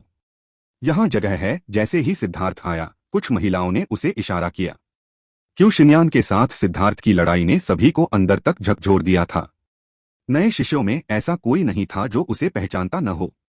यह तथ्य कि सिद्धार्थ ने अपने साथी शिष्यों के लिए बदला लेने के लिए इतनी बहादुरी से लड़ाई लड़ी थी, ने कई लोगों के दिलों को छू लिया था। सिद्धार्थ की जंगली और दबंग आभा महिलाओं को उनकी जवानी के वसंत में विशेष रूप से ताजा और खतरनाक लगती थी। सिद्धार्थ ने अजीब तरह से मुस्कुराते हुए कहा, धन्यवाद, लेकिन मैं यहाँ ठीक हूँ। मेरे भाई पहले से ही यहाँ हैं। इन शिष्यों में ड्रैगन ब्लड लीजन के 3 शिष्य थे। वे नए सदस्य थे और सिद्धार्थ को आते देख उन्होंने जल्दी से उसके लिए जगह बना ली। वे महिलाएं थोड़ी निराश थीं, लेकिन उनके विनम्र इनकार ने उन्हें नाराज नहीं किया। इसके बजाय उन्हें और भी ज्यादा प्रशंसा महसूस हुई। एक सच्चे नायक को सामान्य रूप से सौम्य और परिष्कृत होना चाहिए और शक्तिशाली दुश्मनों का सामना करने के बाद ही उसे शैतान देवता बनना चाहिए। उनका आचरण कुछ लोगों के बिल्कुल विपरीत था। वे लोग आमतौर पर दूसरों पर अपने पंजे लहराते थे ताकि वे दबंग दिखें, लेकिन जब असली जीवन मरण की लड़ाई आती थी तो वे खुद को पेशाब से भर लेते थे। शांत। जैसे ही सिद्धार्थ के आगमन से खलबली मची, एक व्यक्ति कमरे में आया और चिल्लाने लगा। यह एक बुजुर्ग व्यक्ति था जो कढ़ाईदार वस्त्र पहने हुए था। उसकी आस्तीन और कॉलर पर सुनहरे धागों से बने डिजाइन थे जो बटन की तरह गोल थे, लेकिन वास्तव में वे औषधीय सामग्री के डिजाइन थे। बुजुर्ग का माथा थोड़ा संकरा था, जबकि उसका मुंह थोड़ा बड़ा था। हालांकि उसके होंठ बहुत पतले थे। उसे देखकर सिद्धार्थ अंदर ही अंदर बड़बड़ाया। हालांकि उसे यह बकवास करना पसंद था कि वह चेहरे पढ़ सकता है, लेकिन सच्चाई यह थी कि वह 9 सितारा हेगमन बॉडी आर्ट के माध्यम से किसी व्यक्ति के स्वभाव के प्रति बहुत संवेदनशील था। वह व्यावहारिक रूप से एक नज़र से किसी व्यक्ति के सामान्य चरित्र को बता सकता था। इस बुजुर्ग के चेहरे पर तीखे, ठंडे, कठोर और खट्टे शब्द झलक रहे थे। इस तरह के व्यक्ति के साथ संबंध बनाना सबसे मुश्किल था। सिद्धार्थ ऐसे व्यक्ति के बजाय जादुई जानवर के साथ व्यवहार करना पसंद करेगा। कितनी बार तुमसे कहा गया है कि जैसे ही तुम मुख्य हॉल में प्रवेश करते हो, तुम कक्षा में भाग ले रहे हो और यहाँ हंगामा करने नहीं आए हो, बुजुर्ग ने डांटा। उसकी नजर सभी पर घूमी, लेकिन जब उसने सिद्धार्थ को देखा तो वह थोड़ा रुक गया। सिद्धार्थ का दिल बैठ गया। उसे बहुत स्पष्ट दुश्मनी का एहसास हुआ। क्या हो रहा था? उसकी उससे कोई दुश्मनी नहीं थी। गुरु को सूचित करते हुए सिद्धार्थ के देर से आने के कारण ही यह गड़बड़ी हुई। इसका हमसे कोई लेना देना नहीं है। चेहरे पर दाग धब्बे लिए एक शिष्य खड़ा होकर सूचना देने लगा। सिद्धार्थ के पास बैठे सभी शिष्य क्रोधित हो गए। यह कानाफूसी करने वाला जानबूझकर सिद्धार्थ को फंसा रहा था। यह शिक्षक अपनी सख्ती के लिए मशहूर था और यह व्यक्ति जानबूझकर सिद्धार्थ को अपमानित करने की कोशिश कर रहा था। चेचक से पीड़ित शिष्य ने वापस बैठने से पहले जानबूझकर सिद्धार्थ की ओर देखा। वह फ्लेम गेट से आया था। दूसरे शब्दों में, वह क्यू शिन्यान के अधीनस्थों में से एक था। ड्रैगन ब्लड लीजन और फ्लेम गेट अब पानी और आग की तरह थे, इसलिए स्वाभाविक रूप से वह सिद्धार्थ पर पत्थर फेंकने का यह अवसर लेने से नहीं चुकेगा। क्या यह सच है, सिद्धार्थ? शिक्षक ने पूछा। शिक्षक को रिपोर्ट करते हुए वरिष्ठ प्रशिक्षु भाई सिद्धार्थ देर से नहीं आए थे। जो हुआ वह यह था कि सिद्धार्थ के बचाव में एक महिला खड़ी हुई। सिद्धार्थ वास्तव में देर से नहीं आए थे। वह आखिरी सेकंड में अंदर जाने में कामयाब रहे थे। चुप रहो। तुम्हें कक्षा में बेतरतीब ढंग से मुंह खोलने की अनुमति किसने दी? अगर ऐसा दोबारा हुआ तो मैं तुम्हें बाहर निकाल दूंगा। मेरे कीमिया मंडप को ऐसे शिष्यों की जरूरत नहीं है जो नियमों को नहीं समझते, शिक्षक ने चिल्लाकर कहा। महिला शिष्या की आंखें लाल हो गईं। वह बैठ गई और कोई आवाज निकालने की हिम्मत नहीं जुटा पाई। मैं देर से नहीं आया। सच तो यह है कि सिद्धार्थ ने अपना सिर हिलाया। शर्मनाक। क्या तुम्हारे परिवार के बुजुर्गों ने तुम्हें कभी नहीं सिखाया कि शिक्षकों से बात करते समय खड़े रहो? बुजुर्ग चिल्लाया। सिद्धार्थ क्रोधित हो गया। उसे सबसे ज्यादा तब मना किया जाता था जब लोग उसके परिवार के बुजुर्गों का जिक्र करते थे, क्योंकि उसके परिवार के एकमात्र बुजुर्ग उसके पिता और माँ थे। उसने अपने गुस्से को बलपूर्वक दबाया और धीरे से खड़ा हो गया। मैं देर से नहीं आया। मैं यहाँ ठीक समय पर पहुंचा हूँ। मेरी कीमिया कक्षाओं में मैं इस बात पर जोर देता हूं कि सिर्फ एक चौथाई घंटा पहले पहुंचना ही समय पर पहुंचना माना जाता है। तुम देर से पहुंचे, लेकिन तुम अभी भी बहस कर रहे हो। तुम्हारे परिवार का पालन पोषण वाकई में कमी वाला था।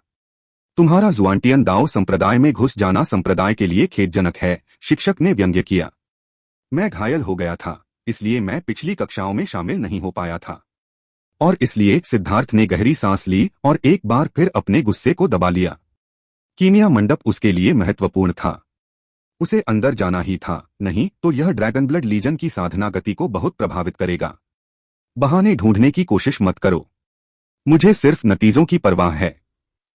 और अभी मैं जो देख रहा हूं वह यह है कि एक कायर बहाने ढूंढने और अपनी जिम्मेदारी से बचने की कोशिश कर रहा है।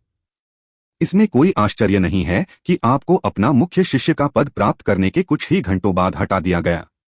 यह तथ्य कि अनुशासन या जिम्मेदारी की भावना न रखने वाला व्यक्ति आंतरिक संप्रदाय का शिष्य बन सकता है, जुआंतियान दाओ संप्रदाय के लिए अपमानजनक है। अगर आपको शर्म की कोई भावना है तो आप अभी चले जाएं। मैं ऐसे अनुशासनहीन व्यक्ति को अपनी कक्षा में आने की अनुमति नहीं दूंगा, शिक्षक ने सिद्धार्थ के ठीक सामने चलते हुए कहा। सिद्धार्थ ने अनजाने में अपनी मुट्ठियां इतनी जोर से भींच लीं कि वे चरमरा उठीं। उसे यकीन था कि यह शिक्षक जानबूझकर उसके लिए मुश्किलें खड़ी कर रहा था। उसने शिक्षक की आंखों में प्रसन्नता का भाव देखा। यह स्पष्ट रूप से एक जाल था। वह जानबूझकर उसका अपमान कर रहा था और उसे बाहर निकाल रहा था। बॉस, चलो चलें। हम इस बेकार की क्लास में नहीं जा रहे हैं। ड्रैगन ब्लड लीजन के नए योद्धा खड़े हो गए। वे भी देख सकते थे कि यह शिक्षक जानबूझकर सिद्धार्थ का अपमान कर रहा था। यह पूरी तरह से अतिशयोक्ति थी। किसी के लिए भी सिद्धार्थ को अपमानित करना, जो उनके लिए भगवान की तरह था, पूरी तरह से अस्वीकार्य था। यहां तक कि जुआंटियन दाओ संप्रदाय के प्रसिद्ध कीमिया मंडप के शिक्षक भी अपवाद नहीं थे। उनकी कक्षा को कचरा कहना पहले से ही उनके गुस्से को व्यक्त कर रहा था। हालांकि कीमिया मंडप एक पवित्र स्थान था, लेकिन सिद्धार्थ की उनके दिलों में जो जगह थी उसकी तुलना में कोई तुलना नहीं थी। अनुशासनहीन बच्चों, तुम सब भाग जाओ, अध्यापक ने दहाड़ते हुए कहा। भाड़ में जाओ यहां से। सिद्धार्थ अंततः इसे और सहन नहीं कर सका और सभी की स्तब्ध निगाहों के सामने उसकी मुट्ठी उस शिक्षक के ठंडे चेहरे के ठीक बीच में जा गिरी। टकराना। सिद्धार्थ की मुट्ठी सीधे शिक्षक के चेहरे पर पड़ी। शिक्षक ने कभी सपने में भी नहीं सोचा था कि सिद्धार्थ उस पर वार करने की हिम्मत करेगा। परिणामस्वरूप उसका पूरा चेहरा इस मुक्के के सामने धंस गया। वह एक दयनीय चीख के साथ पीछे की ओर भागा। वह दीवार से टकराया और फिर उछला, और इससे पहले कि वह कुछ कर पाता, सिद्धार्थ ने उसे पकड़ लिया। उसने अपना हाथ ऊपर उठाया। पाऊ पाऊ पाऊ पाऊ। पलक झपकते ही उसके चेहरे पर 36 थप्पड़ पड़ गए। शिक्षक का चेहरा तुरंत सूअर की तरह सूज गया। जानवर, तुम्हारी हिम्मत कैसे हुई? अभी शिक्षक ने प्रतिक्रिया दी। उसके शरीर से आग की लपटें निकलने लगीं। परिणामस्वरूप सिद्धार्थ ने उसके पेट पर जोरदार मुक्का मारा। शिक्षक ने दर्द से कराहते हुए कहा और झींगा की तरह सिकुड़ गया। यह मुक्का बहुत ही क्रूर था। इसने उसके डेंटियन को लगभग अपंग कर दिया था। लेकिन भले ही सिद्धार्थ ने उसे अपंग नहीं किया था, लेकिन उसने उसके डेंटियन को बुरी तरह से घायल कर दिया था, जिससे वह कुछ समय के लिए आध्यात्मिक युवान प्रसारित करने में असमर्थ हो गया था। जमीन पर सिकुड़े हुए गुरु को देखकर सभी शिष्य चौंक गए। सभी शिक्षक राजा स्तर के विशेषज्ञ थे।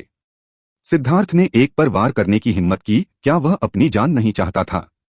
सिद्धार्थ ने पीड़ा से पीड़ित शिक्षक को घूरते हुए देखा। उसकी आंखों में हत्या का गुस्सा साफ झलक रहा था। यह कमीना जानबूझकर उसे निशाना बना रहा था ताकि वह कीमिया मंडप में शामिल न हो सके। शुरुआत में सिद्धार्थ को सहने के लिए मजबूर किया गया था, लेकिन उसे 1 इंच देने के बाद वह 1 मील चाहता था। उसने सिद्धार्थ को कीमिया मंडप में शामिल होने की अनुमति देने से इनकार कर दिया। हालांकि उसे पक्का पता नहीं था कि उसका तर्क क्या था, लेकिन उसे पता था कि इस शिक्षक की मौजूदगी में उसके लिए कीमिया मंडप में शामिल होना कोई रास्ता नहीं था। अपने पद का इस्तेमाल करके उसे बाहर निकालना बहुत आसान होगा, इसलिए सहने के बजाय अपने गुस्से को बाहर निकालना बेहतर था। तभी एक व्यक्ति बाहर निकलने की कोशिश करने लगा। यह वही व्यक्ति था जिसने उसके बारे में गपशप की थी। क्या आप इसकी रिपोर्ट करना चाहते हैं? यहां वापस आए। सिद्धार्थ गायब हो गया। जब वह दोबारा प्रकट हुआ तो वह उस शिष्य के सामने था। वह शिष्य घबरा गया। सिद्धार्थ को उसे रोकते देख उसकी आत्मा लगभग डर के मारे भाग गई। वह जल्दी से पीछे मुड़ा, लेकिन सिद्धार्थ ने उसे पकड़ लिया। उसे दीवार में फेंक दिया गया और मेंढक की तरह कुचल दिया गया। फिर वह जमीन पर गिर गया। उसका शरीर पूरी तरह से विकृत हो गया था, उसकी सारी हड्डियां टूट गई थीं। बेकार भूत, मुझे तुम्हारी मदद करने दो। सिद्धार्थ ने उसे उठाया और एक झटके से उसका जबड़ा कुचल दिया और फिर उसकी जीभ पकड़कर खींच लिया। कुछ महिला शिष्यों के साथ चिल्लाने वाले, क्योंकि वह शिष्य आवाज नहीं निकाल सकता था। उसकी पूरी जीभ मेरे सिद्धार्थ से बाहर निकल गई थी और यह एक अविश्वसनीय रूप से खूनी दृश्य था। इस समय गुरु धीरे धीरे रेंगते हुए ऊपर आए। सिद्धार्थ ने अचानक अपने शिष्य को उनके ऊपर फेंक दिया। दोनों पीछे की ओर लुढ़के और दीवार से टकरा गए। शिष्य बेहोश हो गया। सिद्धार्थ, तुम। शिक्षक ने अभी अपना मुंह खोला ही था कि उसे एक लात ने उड़ा दिया। वह दूसरी दीवार से जा टकराया और बहुत दुखी दिखाई देने लगा। अरे बूढ़े भूत, जैसी कि उम्मीद थी, तुम मेरा नाम जानते थे, लेकिन ऐसे बर्ताव कर रहे थे जैसे तुम्हें पता ही नहीं। तुम जैसे घटिया शिक्षक बन सकते हो? बोलो, मेरे लिए मुश्किलें खड़ी करने के लिए तुम्हें क्या पैसे मिलते थे? इस बारे में बात करते ही सिद्धार्थ क्रोधित हो गया और उसने एक बार फिर शिक्षक के चेहरे पर थप्पड़ मारा। थप्पड़ की आवाज पूरे महल में गूंज उठी। हर कोई डर से पीला पड़ गया। यह बहुत पागलपन था। क्या सिद्धार्थ वास्तव में इतना शक्तिशाली था कि वह राजाओं के बराबर था? सच तो यह था कि सिद्धार्थ इस बुजुर्ग को एक बच्चे की तरह इसलिए हरा पाया क्योंकि वह कीमियाग्रो को बहुत अच्छी तरह समझता था। कीमियाग्रो के शरीर कमजोर थे और अपने शरीर की रक्षा के लिए पिल फ्लेम को सक्रिय किए बिना उनकी युद्ध शक्ति बहुत भयानक थी। जहां तक इस शिक्षक का सवाल है, वह स्पष्ट रूप से एक राजकुमार की तरह रहने का आदी था और उसे युद्ध का कोई अनुभव नहीं था। अगर वह वास्तव में चाहता तो वह उसे तुरंत मार सकता था। विरासत और युद्ध विशेषज्ञों के बीच यही अंतर था। उनके पास एक विशेषज्ञ की साधना का आधार था, लेकिन उनकी युद्ध शक्ति मूलतः शून्य थी। ऐसे लोग कभी युद्ध के मैदान में प्रवेश नहीं करते थे। मौत को दावत दे रहा है जानवर, तुम। लोगों की आंखें लगभग बाहर आ गईं जब सिद्धार्थ ने शिक्षक के हाथ और पैर तोड़ दिए, जिससे उसके शरीर में ऐंठन होने लगी। जब बात आई कि मानव शरीर के किस हिस्से में सबसे ज्यादा दर्द हो सकता है, तो सिद्धार्थ से ज्यादा किसी को इस बारे में जानकारी नहीं थी। उसने ठंडे स्वर में कहा, बोलो, तुम्हें किसने कहा कि मेरे लिए चीजें मुश्किल बनाओ? तुम। शिक्षक का शरीर घृणा और द्वेष से कांप उठा। आपका जवाब विषय से हटकर था। सिद्धार्थ ने कई बार अपना पैर नीचे पटका, जिससे उसकी दर्द भरी चीखें निकली। तुम्हें ऐसा करने के लिए किसने कहा? अगर तुम नहीं बोलोगी तो कोई बात नहीं। मेरे पास किसी व्यक्ति से सच उगलवाने के कई तरीके हैं और मैं उन्हें एक एक करके आजमा सकता हूं। अगर उनमें से 30 विफल हो गए तो मैं मान लूंगा कि तुम असली मर्द हो और माफी के तौर पर मैं अपना सिर काट लूंगा। तो क्या हमें शुरू करना चाहिए? सिद्धार्थ ने एक पापी मुस्कान के साथ कहा। मैं बोलूंगा। यह कानून प्रवर्तन हॉल था, शिक्षक चिल्लाया। दर्द से उसका चेहरा विकृत अवस्था में आ गया था। वह लड़ाई का विशेषज्ञ नहीं था, इसलिए उसने इस तरह की पीड़ा का कभी अनुभव नहीं किया था। उसकी इच्छाशक्ति तुरंत टूट गई और उसने दया की भीख मांगी। कितना बेशर्म है सिद्धार्थ! अचानक महल में दो आकृतियां प्रकट हुईं। संयोग से ये दोनों ही लोग थे जिन्हें सिद्धार्थ ने पहचान लिया। वे दो कानून प्रवर्तन बुजुर्ग थे जो तब प्रकट हुए थे जब सिद्धार्थ ने उन शिष्यों को क्रूरतापूर्वक दबा दिया था जो असफल हो गए थे और जुआंटियन सीढ़ी पर चढ़ने का फैसला किया था।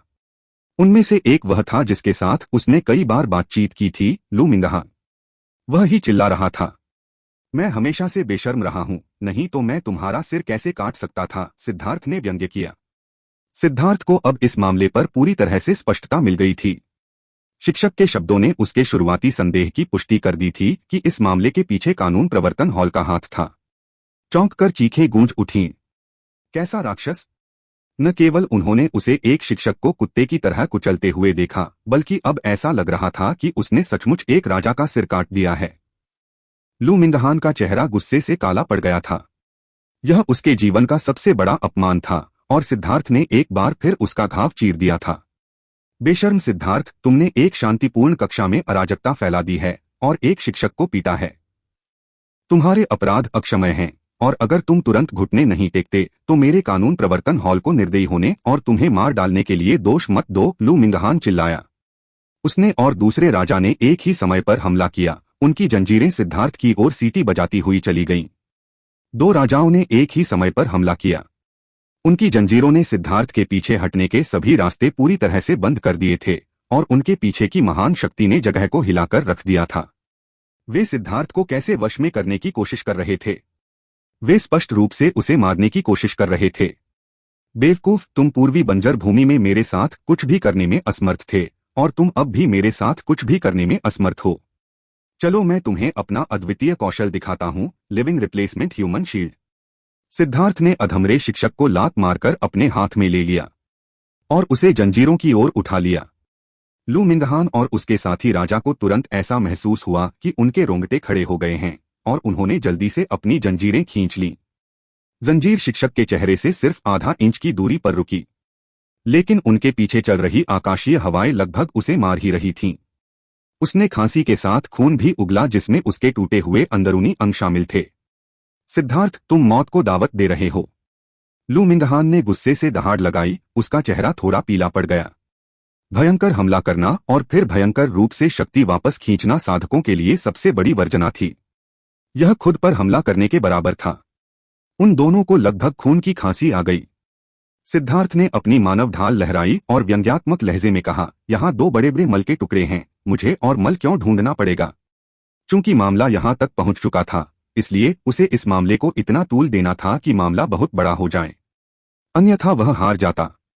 सिद्धार्थ, शिक्षक को छोड़ दो, नहीं तो हम तुम्हें अभी मार देंगे, दूसरे राजा ने चिल्लाकर कहा। क्या तुम्हें लगता है कि मैं तुम पर विश्वास करूंगा? तुम मुझे वैसे भी मारना चाहते हो, तो मैं इतना मूर्ख क्यों बनूंगा कि अपना सुरक्षात्मक ताबीज नीचे रख दूं? सिद्धार्थ ने व्यंग्य किया। जिद्दी मत बनो, शिक्षक को रिहा करो। तुम्हारी सजा कम करने और अपनी जान बचाने का यही एकमात्र तरीका है, लू मिंगहान ने चिल्लाकर कहा। भाड़ में जाओ, क्या तुम मुझे बच्चा समझते हो? अगर तुम हमला करना चाहते हो तो हमला करो, चलो देखते हैं कि मैं तुमसे डरता हूं या नहीं, सिद्धार्थ ने व्यंग्य किया। इससे ठीक पहले सिद्धार्थ ने चुपके से ड्रैगन ब्लड लीजन के शिष्यों को बाहर जाने और इस मामले की घोषणा करने का संकेत दिया था। कुछ शिष्य ऐसे भी थे जो कानून लागू करने वाले दो बुजुर्गों के आने पर भागने लगे थे क्योंकि उन्हें फंसने का डर था। खबर निश्चित रूप से तेजी से फैलती। बेशक अगर कोई जानबूझकर इसे फैला रहा था तो यह और भी तेजी से फैलती। लू मिंगहान के चेहरे पर ठंडक थी। उसने अपने साथी राजा की तरफ देखा, लेकिन उसने अपना सिर हिला दिया। अगर लू मिंगहान सिद्धार्थ को मारने के लिए पूरी ताकत लगा देता तो उसे पूरा भरोसा था कि वह उसे कुछ ही सांसों में मार सकता था। उच्च अधिकारी उन्हें दोष नहीं दे सकते थे क्योंकि सिद्धार्थ ने शांतिपूर्वक जाने से इनकार कर दिया था। सिद्धार्थ ने एक बंधक को पकड़ रखा था और इसलिए उनके पास उसे दबाने के लिए हर संभव कोशिश करने के अलावा कोई विकल्प नहीं था। लेकिन दूसरा राजा सहमत नहीं था। अगर सिद्धार्थ मर जाता तो यह महत्वपूर्ण नहीं होता। मुख्य समस्या यह थी कि सिद्धार्थ मरने से पहले निश्चित रूप से शिक्षक को भी नीचे खींच लेगा और फिर बहस करना इतना आसान नहीं होगा। वे दोनों कुछ देर के लिए गतिरोध में फंस गए। सिद्धार्थ एक मानव मांस की ढाल पकड़े हुए था और उन दोनों को घूर रहा था। बाकी सभी शिष्य महल से बाहर चले गए और पीछे केवल वे ही रह गए। घमंडी बदमाश, तुमने अपने पकड़े जाने का विरोध करने के लिए क्रूर शक्ति का उपयोग करने की हिम्मत की। क्या तुम्हें लगता है कि जुआंटियन दाओ संप्रदाय तुम्हारा घर है? अचानक महल में एक नई आकृति प्रकट हुई। उस आकृति को देखकर सिद्धार्थ के चेहरे पर भाव बदल गए क्योंकि उसे एहसास हुआ कि वह हिलने में असमर्थ है।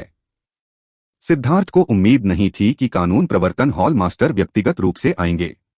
जैसे ही वह वहां पहुंचा, सिद्धार्थ को लगा कि उसके सारे बाल खड़े हो गए हैं। उसे लगा जैसे किसी जंगली जानवर ने उस पर नजर गड़ा दी है और उसने पाया कि वह अचानक हिल नहीं पा रहा था। लॉ एनफोर्समेंट हॉल मास्टर के सामने सिद्धार्थ को लगा कि वह एक चींटी है जो ड्रैगन को देख रही है। उसे लगा कि वह अविश्वसनीय रूप से छोटा है, जैसे कि लॉ एनफोर्समेंट हॉल मास्टर उसे सिर्फ एक विचार से मार सकता है। उसकी पीठ से पसीना टपक रहा था। यह ऐसी चीज नहीं थी जिसे सिद्धार्थ नियंत्रित कर सकता था। अभी उसे ऐसा लग रहा था कि वह विरोध करने की इच्छा भी नहीं बना सकता।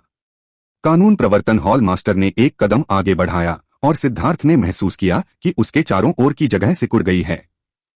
ऐसा लग रहा था जैसे कोई पहाड़ उसे कुचल रहा हो।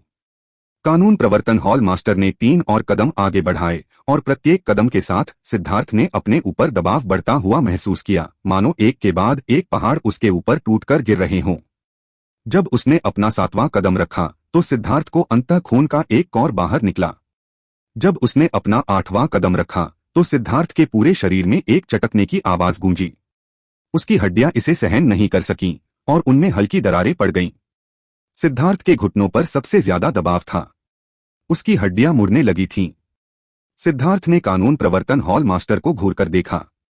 उसे पता था कि वह जानबूझकर उसे अपमानित कर रहा था, उसे दया के लिए घुटने टेकने के लिए मजबूर करने की कोशिश कर रहा था। लेकिन सिद्धार्थ ने विरोध करने के लिए पूरी ताकत लगा दी। उसने अपने घुटने टेकने से इनकार कर दिया। अंतहीन क्रोध ने उसकी हत्या की मंशा को प्रज्वलित कर दिया। यह उसकी सबसे आदिम हत्या की मंशा थी। मेंक्यू के शब्दों के कारण यह हत्या का इरादा दब गया था, लेकिन अब यह एक बार फिर बढ़ने लगा था। कानून प्रवर्तन हॉल मास्टर ने ठंडे दिमाग से एक और कदम आगे बढ़ाया, लेकिन जब उसने सिद्धार्थ की आंखों में एक तेज रोशनी देखी तो उसे अचानक बेचैनी का एक अवर्णनीय एहसास हुआ। हालांकि उसने संकोच नहीं किया। इस 9वें कदम पर सिद्धार्थ को लगा कि वह 1,00,000 पहाड़ों के वजन के नीचे है। उसे लगा जैसे उसका शरीर फटने वाला है। लो फैन, तुम्हारी हालत दिन ब दिन खराब होती जा रही है। क्या एक बच्चे के साथ इतना कठोर व्यवहार करना तुम्हारे दर्जे के अनुकूल है? अचानक एक हल्की सी उपहासपूर्ण आवाज गूंजी और एक अन्य बुजुर्ग सिद्धार्थ के पास आ गया।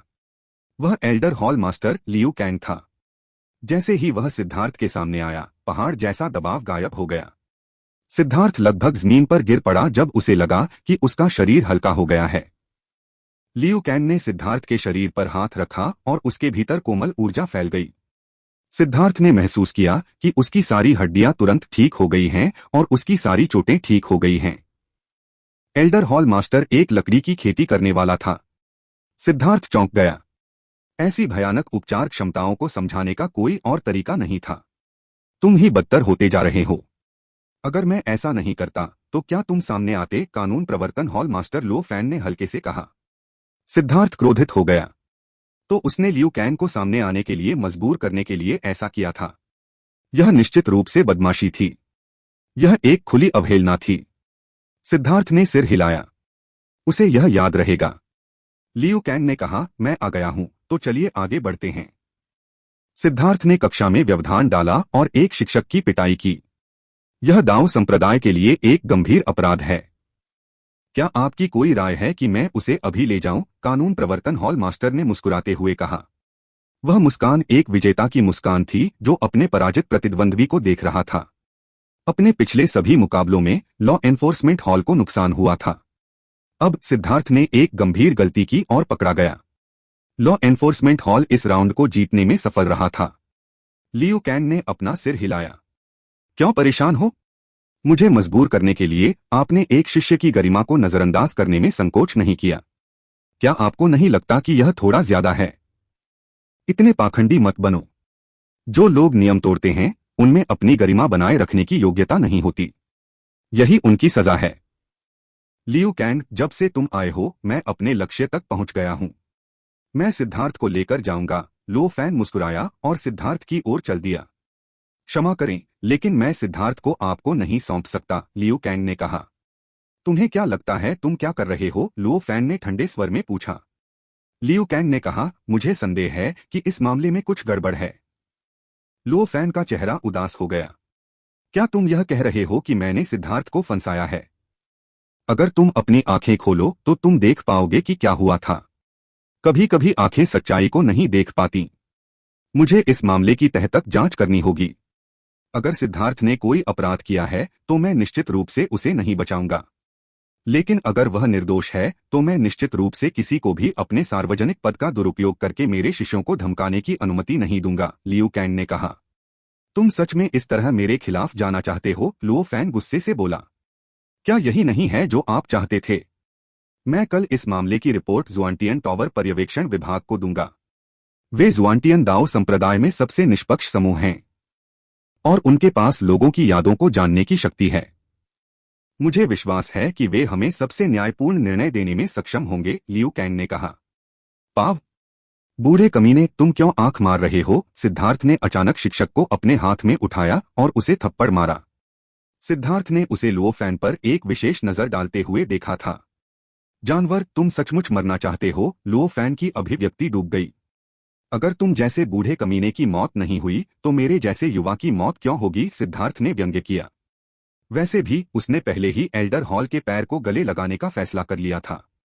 इस प्रकार वह सीधे तौर पर कानून प्रवर्तन हॉल के खिलाफ जा सकता था। सिद्धार्थ को कानून प्रवर्तन हॉल मास्टर को कोसने की चिंता नहीं थी। वह कम से कम थोड़ा गुस्सा तो निकाल सकता था और इसे कुछ ब्याज की भरपाई के रूप में ले सकता था।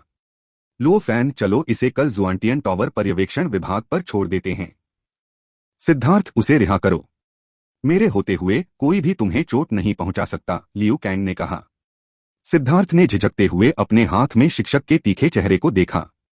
उसकी आंखों में विद्वेष देखकर सिद्धार्थ ने उसे 2 बार और थप्पड़ मारे और फिर उसे लो फैन के पास फेंक दिया। लो फैन ने उसे पकड़ लिया, लेकिन सिद्धार्थ ने शिक्षक की सारी हड्डियां तोड़ दी थीं और उसके लिए खड़े होने का कोई रास्ता नहीं था। लुओ फैन के पास लियू कैंग की उपचार क्षमताएं नहीं थीं, इसलिए उसने उसे लू मिंगहान को सौंप दिया और उसके घावों को ठीक करने का आदेश दिया। लियू कैंग सिद्धार्थ को छोड़ने के लिए ले जा रहा था, तभी लुओ फैन ने अचानक उनका रास्ता रोक दिया। लियू कैंग ने ठंडे स्वर में पूछा, क्या आज मुझे सिद्धार्थ को यहां से ले जाना होगा? लुओ फैन ने घोषणा की। आप इसे आजमा सकते हैं, लियू कैंग ने अपनी आंखें सिकोड़ लीं। इतने लंबे समय तक पुराने प्रतिद्वंद्वी होने के बाद वह जानता था कि लुओ फैन क्या सोच रहा था। तुम लड़ना चाहते हो? अच्छा, तो मैं रेफरी बनूंगा। क्या मुझे अभी तुम्हारे लिए मार्शल स्टेज खोल देना चाहिए? अचानक महल में एक और आकृति प्रकट हुई। जुआन मास्टर। लियू कैंग और लुओ फैन दोनों चौंक गए और जल्दी से झुक गए। उन्होंने नहीं सोचा था कि यह मामला जुआन मास्टर को परेशान करेगा। यहां क्या हुआ? जुआन मास्टर ने पूछा। यही हुआ, सिद्धार्थ ने सीधे सीधे बताया कि क्या हुआ था। उसने कुछ भी बढ़ा चढ़ाकर नहीं बताया। उसने जो कुछ भी कहा वह सच था। लो फैन, मुझे याद आ रहा है कि इस शिक्षक का नाम लो केबो है। क्या वह आपका रिश्तेदार है? जुआन मास्टर ने पूछा। मैं? हमारा दूर का पारिवारिक रिश्ता है, लेकिन लो फैन को पसीना आने लगा। इसमें स्पष्टीकरण देने की कोई आवश्यकता नहीं है।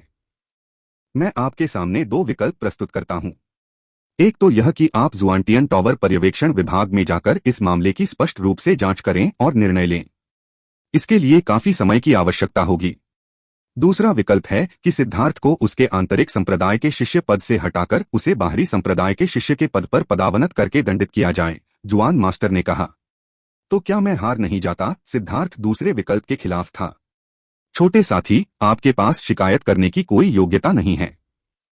भले ही लो केबो आपको निशाना बना रहा था, आप शिकायत दर्ज कर सकते थे और नियमित चैनलों के माध्यम से जा सकते थे। यदि आपके साथ अन्याय हुआ था तो दाओ संप्रदाय निश्चित रूप से आपके लिए इसे ठीक कर देगा। हालांकि आपने नियमित तरीके से ऐसा नहीं किया, बल्कि सीधे तौर पर एक क्लास में व्यवधान डाला और एक शिक्षक की पिटाई की। आपने इसे संभालने का सबसे क्रूर तरीका चुना। भले ही आप सही थे, लेकिन आपने जो किया उसके बाद आप अब सही नहीं हैं। इसलिए जब आप कुछ करते हैं तो आपको अपने विकल्पों पर ध्यान से विचार करना चाहिए और जल्दबाजी में कोई कदम नहीं उठाना चाहिए। खैर, मुझे बस इतना ही कहना है। आप इनमें से कोई एक विकल्प चुन सकते हैं, जुआन मास्टर ने कहा। शिष्य जुआन मास्टर के आदेशों को मानेंगे। हम दूसरा विकल्प चुन सकते हैं और पर्यवेक्षण विभाग को परेशान नहीं करेंगे, लो फैन ने कहा।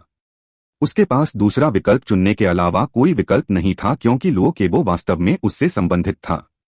उसने उम्मीद नहीं की थी कि यह मामला जुआन मास्टर को परेशान करेगा। अब इसे संभालना इतना आसान नहीं था। हालांकि उसने लो केबो को कुछ भी करने का आदेश नहीं दिया था, लेकिन उसने अपने सभी रिश्तेदारों से कहा था कि वे सिद्धार्थ को आसानी से न आने दें। उसका अनुमान था कि लो केबो उसकी मदद करने की कोशिश कर रहा था, लेकिन इसका नतीजा यह हुआ कि यह मौजूदा स्थिति पैदा हो गई। सिद्धार्थ, तुम क्या कहते हो? जुआन मास्टर ने सिद्धार्थ की ओर देखा। किसी अज्ञात कारण से उसे देखकर उसे हंसने की इच्छा हुई। किसी शिष्य द्वारा कक्षा के दौरान शिक्षक की पिटाई करना ऐसा कुछ था जो जुआंटियन दाओ संप्रदाय के इतिहास में कभी नहीं हुआ था। सिद्धार्थ वास्तव में एक चमत्कार था। यह कोई आश्चर्य की बात नहीं थी कि कुलपति ने उसे एक सरल मूल्यांकन दिया था, अविश्वसनीय। मुझे अभी भी लगता है कि मैं हार रहा हूं। आखिरकार अगर आप परिणामों को देखते हैं तो आपको पहले कारणों को देखना चाहिए। इन दोनों में से जिन कारकों के कारण परिणाम हुए, उन्हें निश्चित रूप से सबसे अधिक दोष देना चाहिए, कम से कम 80%। यदि आप जुआनटियन दाओ संप्रदाय की गरिमा बनाए रखने के लिए मुझे दंडित करना चाहते हैं तो मैं समझौता स्वीकार कर सकता हूं। हालांकि आपको यह गारंटी देनी होगी कि मैं वही विशेषाधिकार रखूं और स्वतंत्र रूप से आंतरिक संप्रदाय में प्रवेश कर सकूं, सिद्धार्थ ने कहा। सिद्धार्थ जानता था कि शिक्षक की पिटाई करने की सजा से बचने का कोई रास्ता नहीं है, लेकिन बाहरी संप्रदाय के शिष्यों को आंतरिक संप्रदाय में प्रवेश करने की अनुमति नहीं थी और इसका मतलब होगा कि उसे ड्रैगन ब्लड लीजन से अलग कर दिया जाएगा। यह अस्वीकार्य था। क्या तुम मोलभाव कर रहे हो? जुआन मास्टर का चेहरा उदास हो गया। तो फिर क्यों न हम पर्यवेक्षण विभाग में जाकर उनकी प्रक्रिया को अपनाएं? मैं सिद्धार्थ हमेशा खुलकर और स्पष्ट रूप से काम करता हूं। मैं जांच से नहीं डरता, सिद्धार्थ ने कहा। जुआन मास्टर अवाक रह गया। सिद्धार्थ वास्तव में चालाक था और उसने इस वजह से हारने से इनकार कर दिया। लो फैन, आप क्या कहते हैं? जुआन मास्टर ने सवाल कानून प्रवर्तन हॉल मास्टर को निर्देशित किया। लो फैन ने जल्दी से कहा, मैं आपके आदेश का पालन करूंगा। हालांकि शिष्य को लगता है कि सिद्धार्थ की शर्तें स्वीकार्य हैं। आखिरकार वह अपने गुट का नेता है और उन्हें अलग करना अनुचित है। यह देखकर कि लुओ फैन वास्तव में अपना चेहरा मोटा कर लेगा और सिद्धार्थ के लिए नरमी की याचना करेगा, जुआन मास्टर ने अंदर ही अंदर आह भरी। सिद्धार्थ ने चालाकी से लुओ फैन की कमजोरी का फायदा उठाया था और उसे मजबूर किया था कि वह झुक जाए। लेकिन इतना धूर्त और चालाक आदमी ऐसी मूर्खतापूर्ण बात कैसे कर सकता था? यह समझ से परे था। चूंकि लुओ फैन इसके खिलाफ नहीं था, इसलिए जुआन मास्टर उनकी नजरों से ओझल हो गया। उसके जाते ही लुओ फैन के चेहरे पर बर्फ जम गई। जाने से पहले उन्होंने कहा, मैं एक बार फिर कह दूं, मेरे हाथों में मत पड़ना। महल में केवल सिद्धार्थ और elder hall master Liu Kang ही बचे थे। लियू कैंग ने बिना कुछ कहे बस सिद्धार्थ को देखा, जिससे सिद्धार्थ असहज महसूस करने लगा। उसे समझ नहीं आ रहा था कि क्या कहे। यह मेरी गलती नहीं थी। अंत में सिद्धार्थ ने कंधे उचकाकर इस अजीब माहौल को तोड़ा। मुझे पता है, लियू कैंग ने सिर हिलाया। बेशक वह जानता था। कई वर्षों से अपने प्रतिद्वंद्वी के रूप में वह कानून प्रवर्तन हॉल मास्टर के तरीकों से गहराई से वाकिफ था। मुझे जिज्ञासा है, यदि आपने अपने दिमाग का थोड़ा सा उपयोग किया होता तो आप इस समस्या को अधिक प्रभावी और आत्मसुरक्षात्मक तरीके से हल कर सकते थे, तो आपने यह तरीका क्यों चुना? लियू कैंग ने जिज्ञासा से पूछा। मुख्य बात यह है कि यह बहुत परेशानी भरा होगा। मेरे पास समय नहीं है, सिद्धार्थ ने असहाय होकर कहा। उसके पास इन बेवकूफों के साथ यह बेवकूफी भरा खेल खेलने के लिए समय कहां से आया? सीधा होना ज्यादा प्रभावी था। मदद के लिए बहुत बहुत धन्यवाद, एल्डर हॉल मास्टर, सिद्धार्थ ने उसकी ओर झुककर प्रणाम किया। वैसे भी लियू कैंग उसकी मदद करने के लिए आया था। मुझे धन्यवाद देने की कोई जरूरत नहीं है। मेरे एल्डर हॉल के अधिकार क्षेत्र में आने वाले लोग मेरे शिष्य हैं। जब तक आप तर्क के दायरे में रहेंगे, मैं हमेशा आपके साथ खड़ा रहूंगा, लियू कैंग ने कहा। सिद्धार्थ जानता था कि यह एक चेतावनी थी। इस बार लॉ एनफोर्समेंट हॉल ने सौहार्दपूर्ण व्यवहार का दिखावा छोड़ दिया था, जिससे सिद्धार्थ एक महत्वपूर्ण लक्ष्य बन गया। जब तक सिद्धार्थ बहुत दूर नहीं जाता, एल्डर हॉल उसकी रक्षा करने में सक्षम होगा। हालांकि अगर वह बहुत दूर चला गया तो वह लॉ एनफोर्समेंट हॉल के लिए एक रास्ता छोड़ देगा और फिर यह परेशानी का सबब बन जाएगा। यह नियमों का खेल था। जब तक वह नियमों के भीतर काम करता तब तक वह सुरक्षित रहता, लेकिन अगर वह नियमों से परे जाता तो यह खतरनाक होता। लियू कैंग को लगा कि सिद्धार्थ की हिम्मत बहुत बड़ी है। शिष्य समझ गया। अगली बार मैं निश्चित रूप से ध्यान रखूंगा, सिद्धार्थ ने कहा, यह जानते हुए कि लियू कैंग यह उसके भले के लिए कह रहा था। उसका मतलब स्पष्ट था। वह एक शतरंज का मोहरा था जिसका इस्तेमाल एल्डर हॉल और कानून प्रवर्तन हॉल के बीच प्रतिस्पर्धा में किया जा रहा था।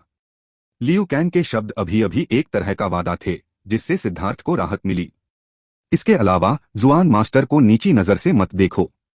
उनकी बुद्धिमत्ता ऐसी चीज नहीं है जिसकी तुम कल्पना भी नहीं कर सकते, लियू कैंग ने कहा। सिद्धार्थ चौंक गया। सच तो यह है कि हालांकि उसे जुआन मास्टर के साधना आधार के प्रति सम्मान महसूस हुआ, लेकिन जुआनतियान दाओ संप्रदाय के प्रबंधन के प्रति उसके रवैये पर उसे थोड़ी हंसी भी आई। लेकिन अब जबकि लियू कैंग जानबूझकर यह बात उठा रहा था तो ऐसा लग रहा था कि उसने अपने विचारों को स्पष्ट रूप से समझ लिया था।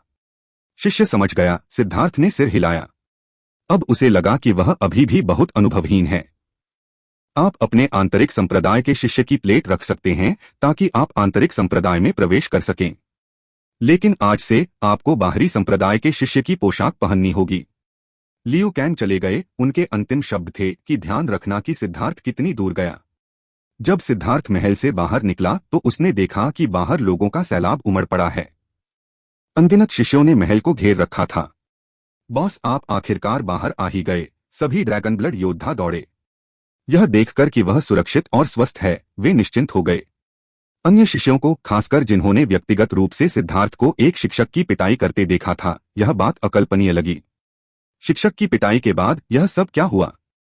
क्षमा करें, लेकिन वरिष्ठ प्रशिक्षु भाई सिद्धार्थ, अब आप एक बाहरी संप्रदाय के शिष्य हैं और आपको बाहरी संप्रदाय द्वारा दिए गए मिशन पूरे करने होंगे। इस समय शिष्यों का एक समूह हाथ में नए वस्त्र लेकर आया। क्या? यह अस्वीकार्य है। वे हमारे बॉस को बाहरी संप्रदाय के शिष्य के रूप में पदावनत नहीं कर सकते, ड्रैगन ब्लड योद्धाओं ने क्रोधित होकर कहा। बाहरी संप्रदाय में पदावनत होना पहले से ही दाओ संप्रदाय की तरह है। ऐसे कचरे को सीधे निष्कासित कर देना चाहिए। एक शिष्य उपहास कर रहा था, तभी बिजली का एक तीर उसके सीने में घुस गया, जिससे एक बड़ा छेद हो गया। वह लगभग मर ही गया, जिससे सभी लोग चौंक गए। फाड़ते रहो, सिद्धार्थ ने उस व्यक्ति को घूरते हुए कहा। तुम सबसे बेकार हो। बकवास करने के अलावा तुम्हारे पास थोड़ी सी भी क्षमता नहीं है। अगर तुम ऐसा करते रहे तो मैं ऐसा कर दूंगा कि तुम जीवन भर कुछ भी नहीं बोल पाओगे। सभी चौंक गए। सिद्धार्थ बहुत हिंसक था, बिना कुछ कहे हमला कर रहा था। लेकिन फिर यह सोचकर कि उसने एक शिक्षक को पीटने की हिम्मत कैसे की, ऐसा लगा कि वास्तव में ऐसा कुछ भी नहीं था जो उसने करने की हिम्मत न की हो। आप सभी को वापस जाना चाहिए और जो करना है वो करना चाहिए। बस वही करें जो आप आम तौर पर करते हैं। मैं जो कर रहा हूं वो सिर्फ एक औपचारिकता है और मैं जल्दी ही वापस आ जाऊंगा। सिद्धार्थ ने बाहरी संप्रदाय के वस्त्र पहने और अपने पुराने वस्त्र एक ड्रैगन ब्लड योद्धा को सौंप दिए। उसने उसे सभी के लिए एक संदेश लाने को कहा, जिसमें कहा गया था कि वे चिंता न करें। सिद्धार्थ की आकृति को अपनी दृष्टि से गायब होते देख सभी आंतरिक संप्रदाय के शिष्य बहुत ही हिल गए। यह व्यक्ति बहुत असभ्य और जंगली था। सिद्धार्थ बाहरी संप्रदाय के अनुयायियों के समूह के पीछे पीछे एक छोटे परिवहन समूह तक पहुंच गया। जुआंटियन दाओ संप्रदाय बस इतना ही बड़ा था। बाहरी संप्रदाय के शिष्य संप्रदाय के किनारों पर काम करते थे, इसलिए उन्हें इधर-उधर जाने के लिए परिवहन संरचनाओं का उपयोग करना पड़ता था। अन्यथा यह बहुत अधिक समय बर्बाद करेगा। बाहरी क्षेत्रों में पहुंचकर सिद्धार्थ ने स्पष्ट रूप से महसूस किया कि आध्यात्मिक क्यूई कम हो गई है। इसके अलावा उसने बहुत से लोगों को देखा, पुरुष और महिला, युवा और बूढ़े। ऐसा लग रहा था जैसे वह किसी साधारण शहर में आ गया हो। वरिष्ठ प्रशिक्षु भाई सिद्धार्थ, आप शायद इस बात से अनभिज्ञ हों, लेकिन बाहरी संप्रदाय आंतरिक संप्रदाय से पूरी तरह अलग है। हम संप्रदाय की असली रीढ़ नहीं हैं। वास्तव में हम किराए के श्रमिकों की एक सेना की तरह हैं। बाहरी संप्रदाय के शिष्यों को अपने साधना संसाधनों को प्राप्त करने के लिए मिशनों को संभालना पड़ता है, और बाहरी संप्रदाय व्यावहारिक रूप से एक संप्रदाय नहीं है, बल्कि शहरों की भूमि है। श्रमिकों की संख्या सबसे अधिक है और बाहरी संप्रदाय के शिष्यों और श्रमिकों की पीढ़ियों के वंशज भी हैं। इसलिए बाहरी संप्रदाय एक बहुत ही अव्यवस्थित जगह है, शिष्यों में से एक ने समझाया। आप यहाँ शादी कर सकते हैं और बच्चे पैदा कर सकते हैं, सिद्धार्थ चौंका। हाँ, यहाँ के अधिकांश लोग 4 बाहरी क्षेत्रों से हैं। उनकी प्रतिभा सीमित है और वे आंतरिक संप्रदाय में प्रवेश नहीं कर सकते। वास्तव में कुछ लोग बाहरी संप्रदाय के शिष्य बनने के योग्य भी नहीं हैं, लेकिन वे भी छोड़ने के लिए तैयार नहीं हैं, इसलिए वे कार्यकर्ता के रूप में पीछे रह जाते हैं। वे अपने दिन छोटे मोटे काम करके या शायद साहसिक कार्य करके गुजारते हैं। जहां तक दाओ संप्रदाय की बात है, यह उन्हें इनाम के तौर पर कुछ संसाधन देता है। किसी भी मामले में वे भूख से नहीं मरेंगे, लेकिन वे इतना नहीं खाएंगे कि उनका पेट भर जाए। मुझे वरिष्ठ प्रशिक्षु भाई सिद्धार्थ के मुझ पर हंसने का डर नहीं है, इसलिए मैं आपको बता दूं कि हमारे पूर्वज सिर्फ कार्यकर्ता थे, उनमें से एक ने कड़वी मुस्कान के साथ कहा। सिद्धार्थ ने अपना सिर हिलाया। जो लोग अपने भोजन के लिए काम करते हैं, वे सभी सम्मान के पात्र हैं। दूसरी ओर जो लोग बिना बोए ही काटते हैं, पूरी तरह से अपने पुनर्जन्म की कला पर निर्भर रहते हैं, लेकिन फिर भी दूसरों को नीची नजर से देखते हैं, वे मूर्ख हैं जिन पर हंसना चाहिए। वरिष्ठ प्रशिक्षु भाई सिद्धार्थ उतना ही मिलनसार और सहज है जैसा कहानियों में बताया गया है। तुम मेरे बारे में भी जानते हो, सिद्धार्थ को आश्चर्य हुआ। पूरे जुआंटियन दाओ संप्रदाय में ऐसे बहुत कम लोग हैं जो आपको नहीं जानते। आप जंगलों से आते हैं, आपने कम प्रतिभाशाली शिष्यों के एक समूह को आंतरिक संप्रदाय के मुकदमे में जीवन और मृत्यु की लड़ाई के माध्यम से आगे बढ़ाया। आपने उन्हें बचाने के लिए अपने मुख्य शिष्य स्थान का बलिदान दिया और आपने एक शीर्ष स्वर्गीय प्रतिभा के खिलाफ लड़ने के लिए अपने जीवन को भी जोखिम में डाल दिया। बाहरी संप्रदाय में आप एक देवता की तरह हैं। हम जो 4 बाहरी क्षेत्रों के लोगों के वंशज हैं, सभी आपको एक आदर्श के रूप में देखते हैं। आप हमारा गौरव हैं, उनमें से एक ने भावुक होकर कहा। सिद्धार्थ को उम्मीद नहीं थी कि बाहरी संप्रदाय में उसका ऐसा स्वागत होगा। बाहरी संप्रदाय के ये शिष्य उसकी पूजा करते थे। वरिष्ठ प्रशिक्षु भाई सिद्धार्थ, बाहरी संप्रदाय में शक्तियां जटिल हैं, इसलिए आपको सावधान रहना होगा। तुम किस बारे में बात कर रहे हो? बाहरी संप्रदाय में बहुत सारे लोग हैं और बाहरी संप्रदाय के शिष्य उनमें से केवल 10,000 में से एक को ही लेते हैं। एक और हिस्सा है जो मजदूर हैं और एक और हिस्सा है जो सिर्फ आम लोग हैं। मजदूरों को केवल 100 साल का कम राशन मिलता है। 100 साल बाद वे आम लोग बन जाते हैं और उन्हें जीवित रहने के दूसरे तरीकों के बारे में सोचना पड़ता है। जुआनटियन दाओ संप्रदाय ने आम लोगों के लिए जीविका कमाने के कई अवसर बनाए, उदाहरण के लिए औषधीय सामग्री लगाना, जादुई जानवर पालना आदि। संप्रदाय उन्हें जीवित रहने की अनुमति देगा, लेकिन जैसा कि आप जानते हैं, जहां भी लाभ है वहां। ठीक है, आप समझ गए, एक शिष्य ने कहा। सिद्धार्थ समझ गया। उसे लगा कि बाहरी संप्रदाय व्यावहारिक रूप से साधना का स्थान भी नहीं है।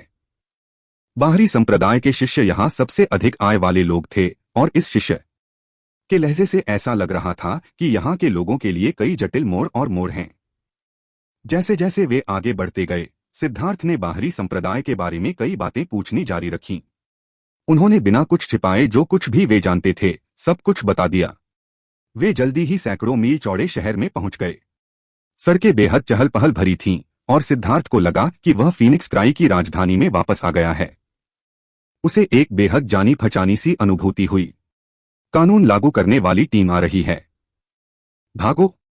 सिद्धार्थ और बाहरी संप्रदाय के अनुयायी अभी बड़ी सड़क पर पहुंचे ही थे कि उन्होंने देखा कि सड़क के विक्रेता जल्दी जल्दी अपना सामान अपने स्थानिक छल्लों में रख रहे हैं और डर के मारे भाग रहे हैं। सामने से छोटे डंडों से लैस बड़े लोगों का एक समूह हमला कर रहा था। वे मांसल थे, लेकिन वे इतने मोटे भी थे कि ऐसा लग रहा था कि वे फट जाएंगे। जब भी वे किसी को देखते तो उसे पीटते। उन लोगों ने जवाबी हमला करने की हिम्मत नहीं की और केवल बुरी तरह भाग गए। कुछ लोग जो बहुत धीमी गति से भागे, उन्हें पीटा गया और उनका सिर खून से लथपथ हो गया। सिद्धार्थ ने देखा और महसूस किया कि उन लोगों के साधना आधार ऊंचे नहीं थे। इनमें से कुछ लोगों के साधना आधार अस्थि निर्माण क्षेत्र से नीचे थे। जहां तक उन्हें हराने वाले लोगों की बात है, वे सभी ज़ियांटियन क्षेत्र में थे। हालांकि वे दिव्य नहीं थे, लेकिन इन विक्रेताओं को हराना उनके लिए आसान था। वे बेहद अत्याचारी थे। एक बार जब फेरी वालों को उन लोगों ने जमीन पर गिरा दिया, तो बाद में वे अपने हाथों में मौजूद स्थानिक अंगूठियों को पकड़ने लगे। कुछ लोग जो जाने से मना कर देते थे, उन्हें एक बार फिर तब तक पीटा जाता था जब तक वे बेहोश नहीं हो जाते थे।